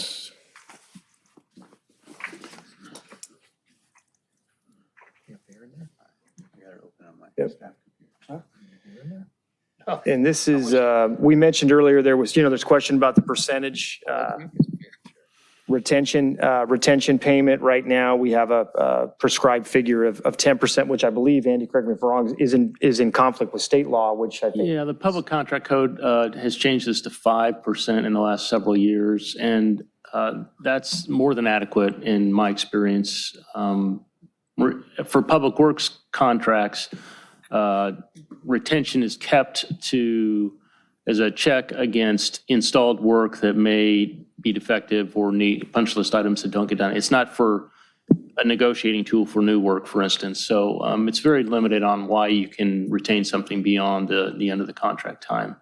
And 5% is plenty for us. This does say all contracts. So, and I know our public service, like our engineering, architectural contracts, we don't keep retention. We have not to exceed contracts, so they're paid as services are rendered. Hard to. And that's the challenge here. Yeah. We've interpreted this to be pursuant exclusively to public works, kind of large bid contracts, and we have adjusted this to comply with state law to reflect the 5% amount. Our suggestion here would be to, basically a housekeeping item, would be to clean that up and remove the references to all contracts and be more specific in that. But again, better served, I think, for all of this to be described ideally in an ordinance. Yeah, that something would you lay can that out. easily take, I think easily take out of the charter and move to an ordinance as part of the procedures and our procurement procedures. Do you have to bring that as a consent calendar item when it comes up? We there? do. That's why we carry an accept as complete item every time we close out a project, which isn't a bad habit in general, but For transparency. But what the goofy thing is, we like to do the accept as complete, but then we also have to do a specific authorization and release the retention payment of, so again, it just seems in a sense redundant, but But if you remove city council to city, are you saying that it wouldn't appear on the consent calendar? Oh, so the reason we do that is because the projects that are under $50,000, we don't do a notice inviting bids. We do an informal process. The council doesn't see these. I'm by ordinance, I believe I'm required, or the city engineer is required to approve the plans and specs rather than the council. And so we don't bring it back for notice of completion. But they do see the warrants, They do see the warrants, yeah. and you could pull a warrant if you wanted to. you could. That's right. So point being, we don't typically go to council to ask them to release the retention. we're required by the Public Contract Code to wait for 30 days after we publish a notice of completion. So a trade subcontractor could make an appeal to the city to not release retention because they have a dispute, something like that. But after 30 days, that time limit is expired. So our typical language is 35 days, and we go ahead and issue. And we're required to record our notice of completion with the county recorder. That's where the trades follow that to make sure that they're getting paid on their jobs. Still a public process, though. Yeah. Okay, thanks, Andy. So you want to just do a quick highlight? So this is the language that's modified, recommended language based on the recommendations. So it is, as we've discussed, referencing that all public works contracts, not just all contracts, so specific to public works, excluding maintenance and repair. Also adding in, it's may provide for percentage or progress payments, just for additional clarity based on our operation, right? Yeah, that's a technical term. We pay based on a progress payment, which is a combination of percentage of work done, but it also might include materials that are delivered to site but not yet installed. Our contracts allow the contractor to be reimbursed for those materials when they come in. So progress payment is probably just a little more accurate term than a percentage payment. Continue progress payments at various stages of the work contracted for in proportion to the work then provided. Additional clarification, specific references. However, a percentage of the total sums payable by the city of Redondo Beach under any public works contract shall be withheld until work is approved by the public works director or city engineer and accepted as complete by the city. The referencing just a percentage and then instead of the 10, and then followed by the next sentence saying that the percentage amount withheld shall be set by ordinance by the city council. And then the final revision is just referring to the city shall not accept complete performance under any contract. City instead of city council in those last two, just for the informal bid process. If it doesn't go to council, then we're stuck technically. Gives you flexibility. Yeah, gives us flexibility, exactly. Okay. Let's see, there's one more on this. The other option is the change here. If you go, we talk about setting it by ordinance. The other option is You could index it to the public. index it to the public contract We code. don't have to go through all of it, but yeah, that would be. It's currently 5%. And again, arguably better described in the ordinance itself. If we stay on that theme, right, of going to ordinance. Just ask a process question here.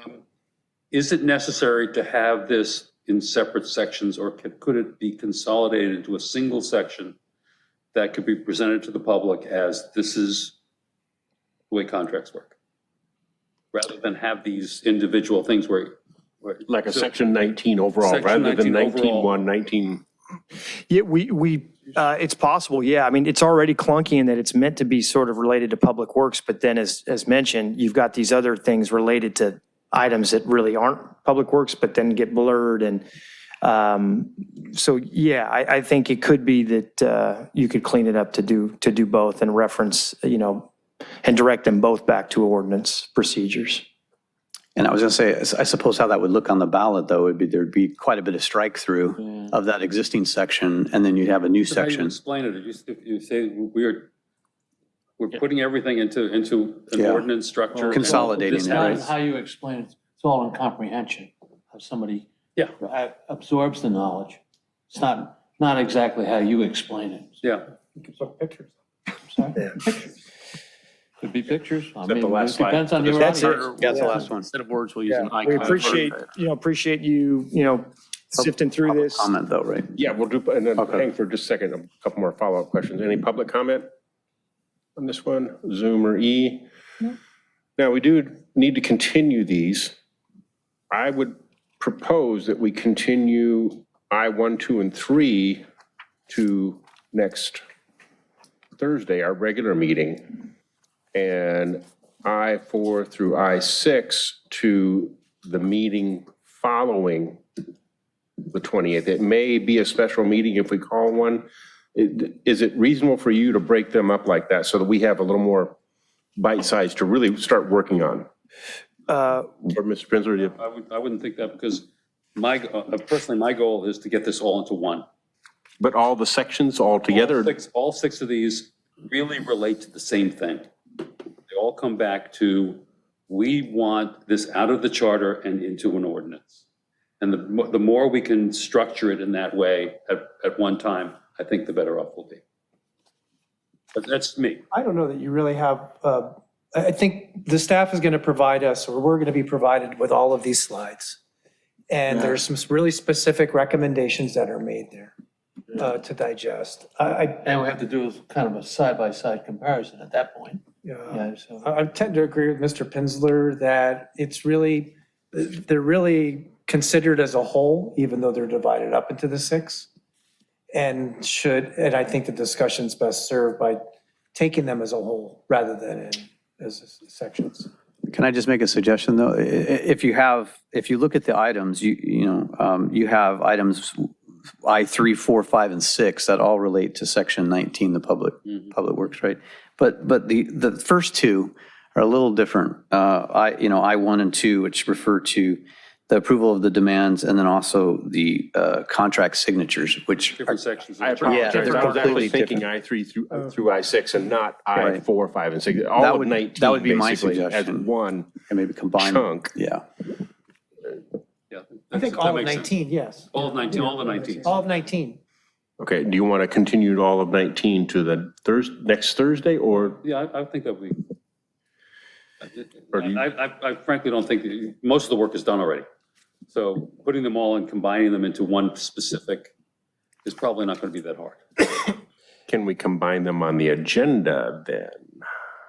We could certainly give you a discussion item that incorporates all of that conversation. The only thing I'm a little curious about is what level of staff we can provide you next Thursday. I mean, we can agendize it for you, we can give you all of this material, we can package it so you can have a more robust discussion. I'll be here closing out the agenda for the following council meeting. I'm available, I could come in and assist. I don't necessarily want to speak for these 2 gentlemen as to their availability next Thursday night.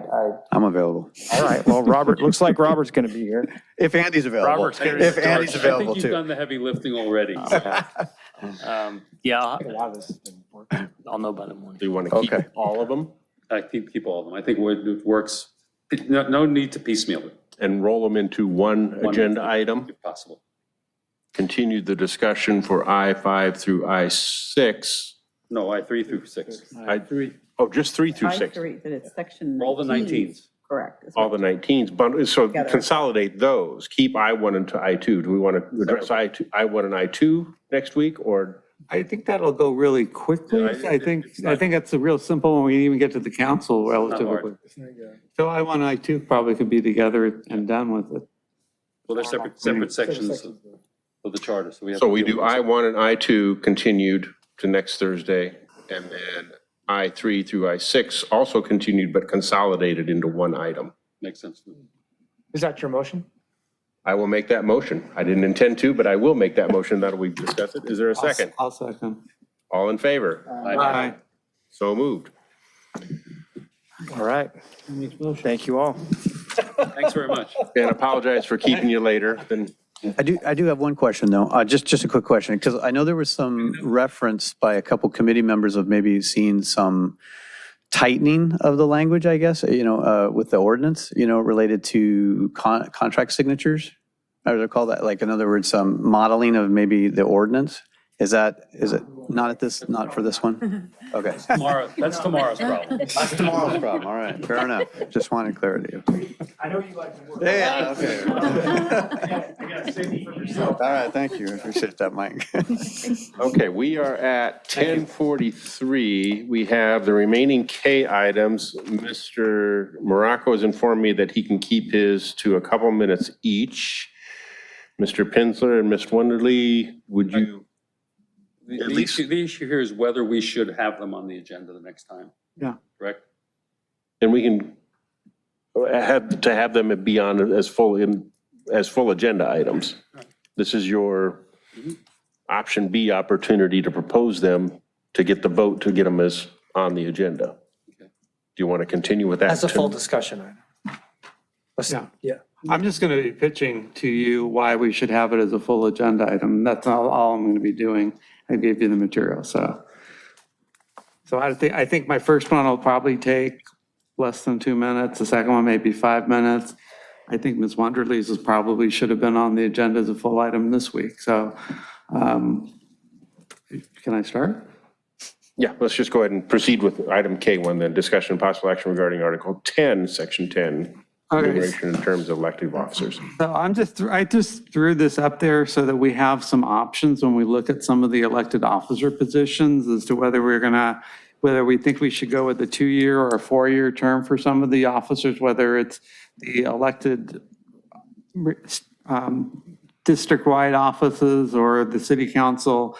Our assembly and Congress do 2 years. Our 1935 charter did 2 years up until 1947. So I just wanted that, as we look at some of the positions, is that we have that as an option and have it on the agenda that can trail whatever offices we want to consider.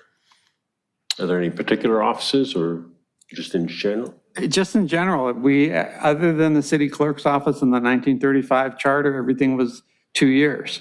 The city council was 2 years. So if that's something that, as we're looking through, like when we get to the treasurer or some of the council, if we want to do it, I just want that out there on the table that we can actually bring it into the discussion. In a context of other term limits, or just in the context of Term length. term length? The term limits would be, if it's 8 years, it would still be 8 years. So instead of 2 terms of 4, it'd be 4 terms of 2. So really just. Oh, it's yeah, not 'cause 8 years, it's 2 terms. It's defined as 2 terms, yeah. Yeah, so that's the only reason I wanted that on the agenda, is just so that we have that option. So, and it gives us a chance to discuss what they had for many years as what the city was run by.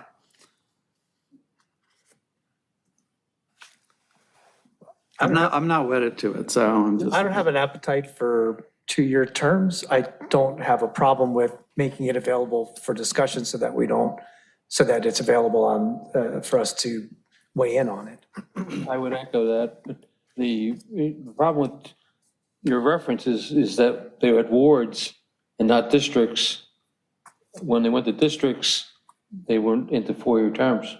Actually, I think they did in 1947, so it was. That's what I said. Yeah. That's right. So, and we have alternating districts. In other words, we have elections every 2 years now, except we're not electing the whole body. So there's I'll just say, an institutional memory and not a fiefdom that is created.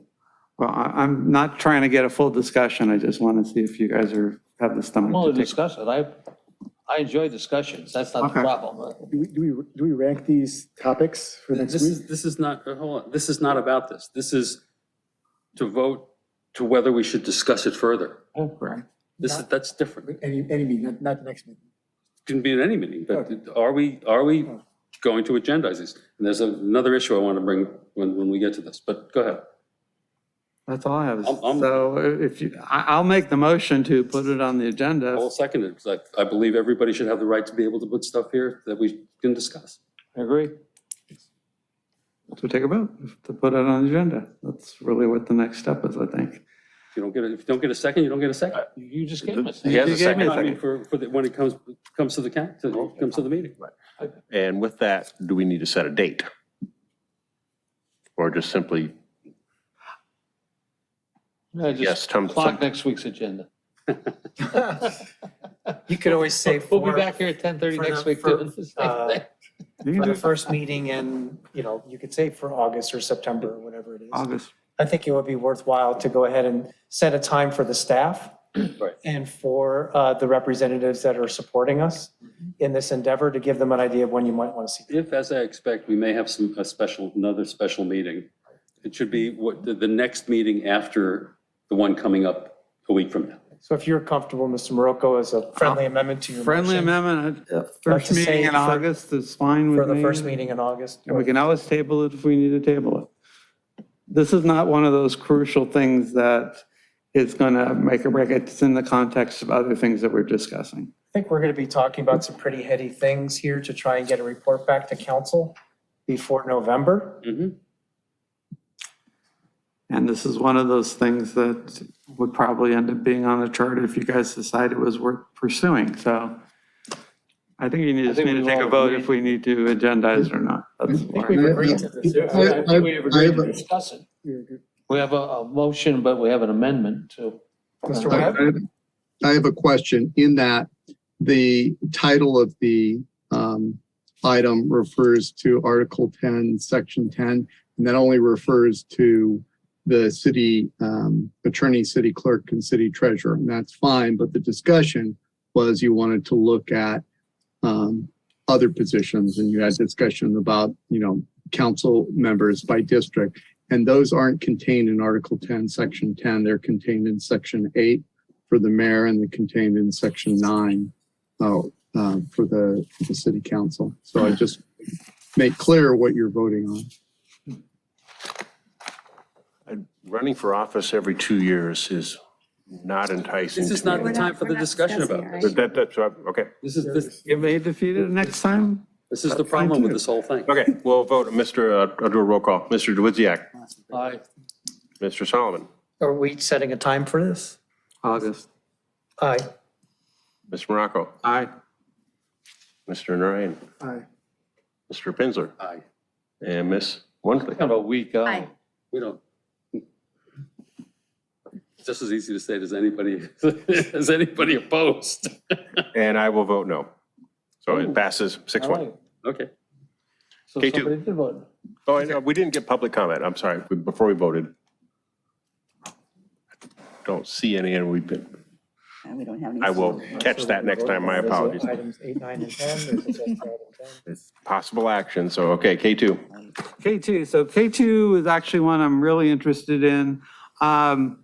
So we have had in our charter enumerated commissions such as the Planning Commission, we've had Revenue and Finance, and we've had non-enumerated ones. So 35 had only one planning, 49 had 5 of them, including the library, and in 1994, and we were very privileged because both Councilman Pinsler and Dewitziak eliminated Article 15 from the charter, but what I Recommended it. We didn't get rid of The voters anything. got rid of it. Okay, so what I saw when I looked through this, and this is why I threw it up here, is we saw an opportunity for this section to be abused. Mr. Webb made a reference to it. You have people who are volunteers in the community who get put on to a commission, and then they can get removed at will without necessarily actually knowing that they're being removed, or whether they're knowing, or the council even knowing anything about them. And unfortunately, that's what happened with a couple of the people that got removed. If it wasn't for a mayor veto, somebody else would have been removed. So what I have actually located in our municipal code is an inconsistency between section 107 and 109. Under the previous charters, moral turpitude was the standard. You actually had, if you were removing something, you had to say something on the record as to the reason for your removing. That is embodied in section 107. In section 109, it's basically, here's the procedure. It's just a will of the vote of the council to remove somebody. Because you have 2 inconsistent sections in the municipal code, you from statutory construction, you need to analyze it with the way that allows both to be taken into place.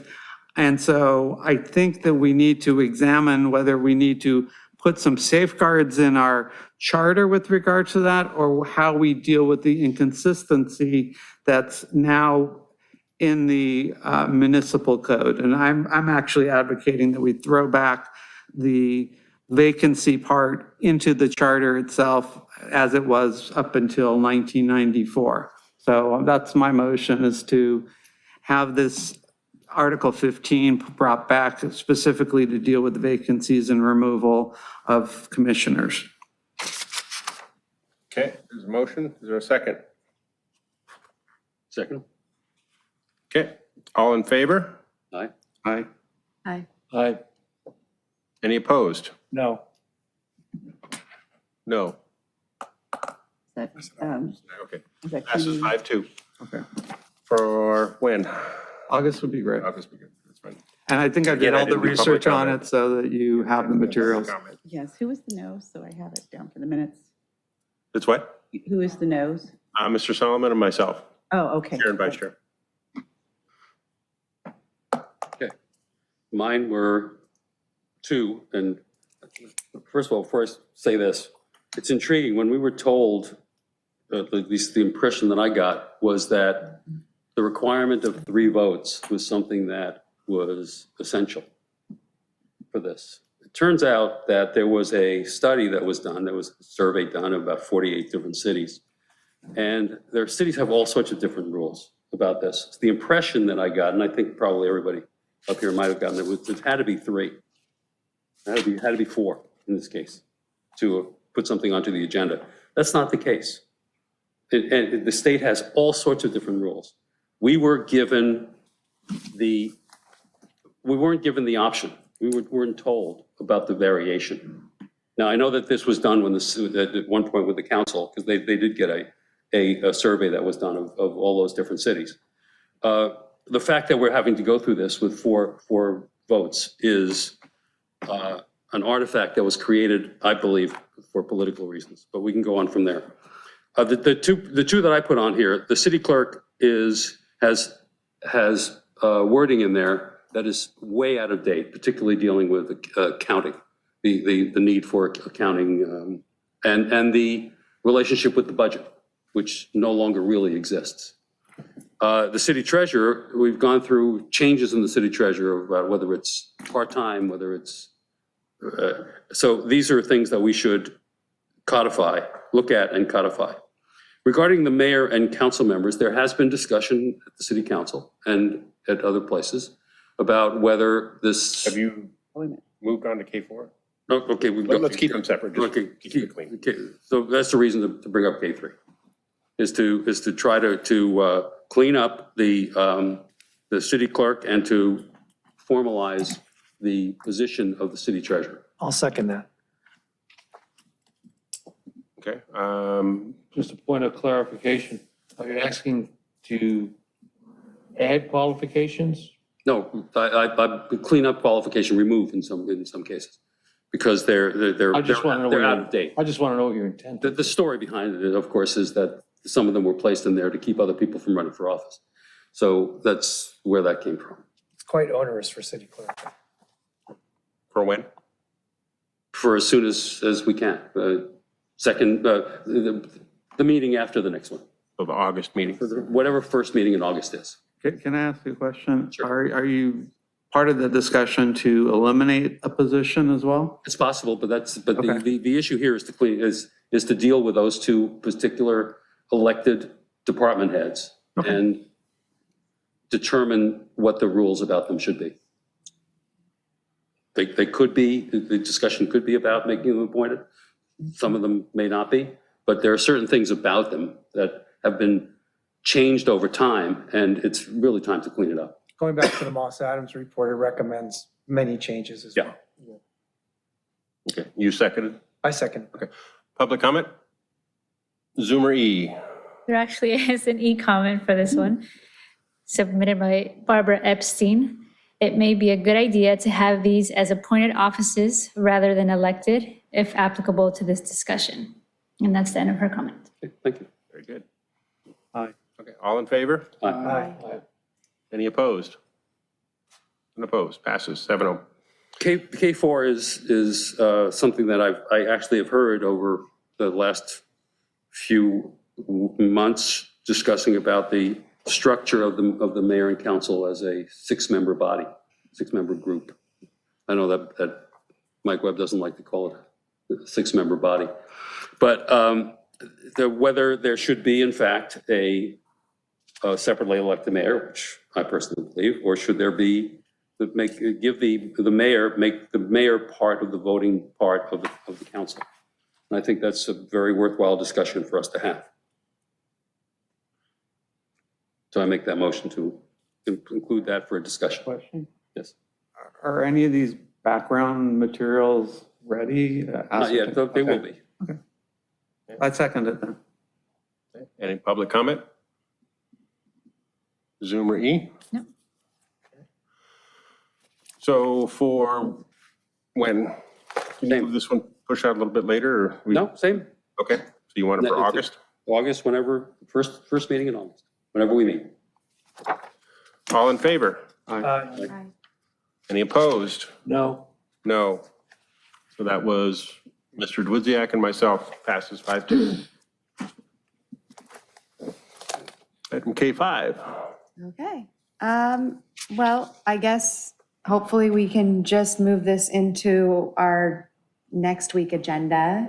I had prepared a red line to give an example of how these changes could be made. I don't think that we could use that completely because we're looking at other changes, obviously, that will be rolled into the charter. And I think a big part of the discussion will be how we present this and how it gets onto the ballot so that it can be, easily digested and as simple as possible. And I'm not exactly sure what that process is, which we touched on it tonight. And I don't know that we really got an answer of what that process is. So hopefully by next week, we'll have a better understanding of what it looks like to put something on the ballot. I think that'll be important to this discussion because it touches so much of the charter. I'll second that idea. For when? So my motion would be to have it our next meeting in July.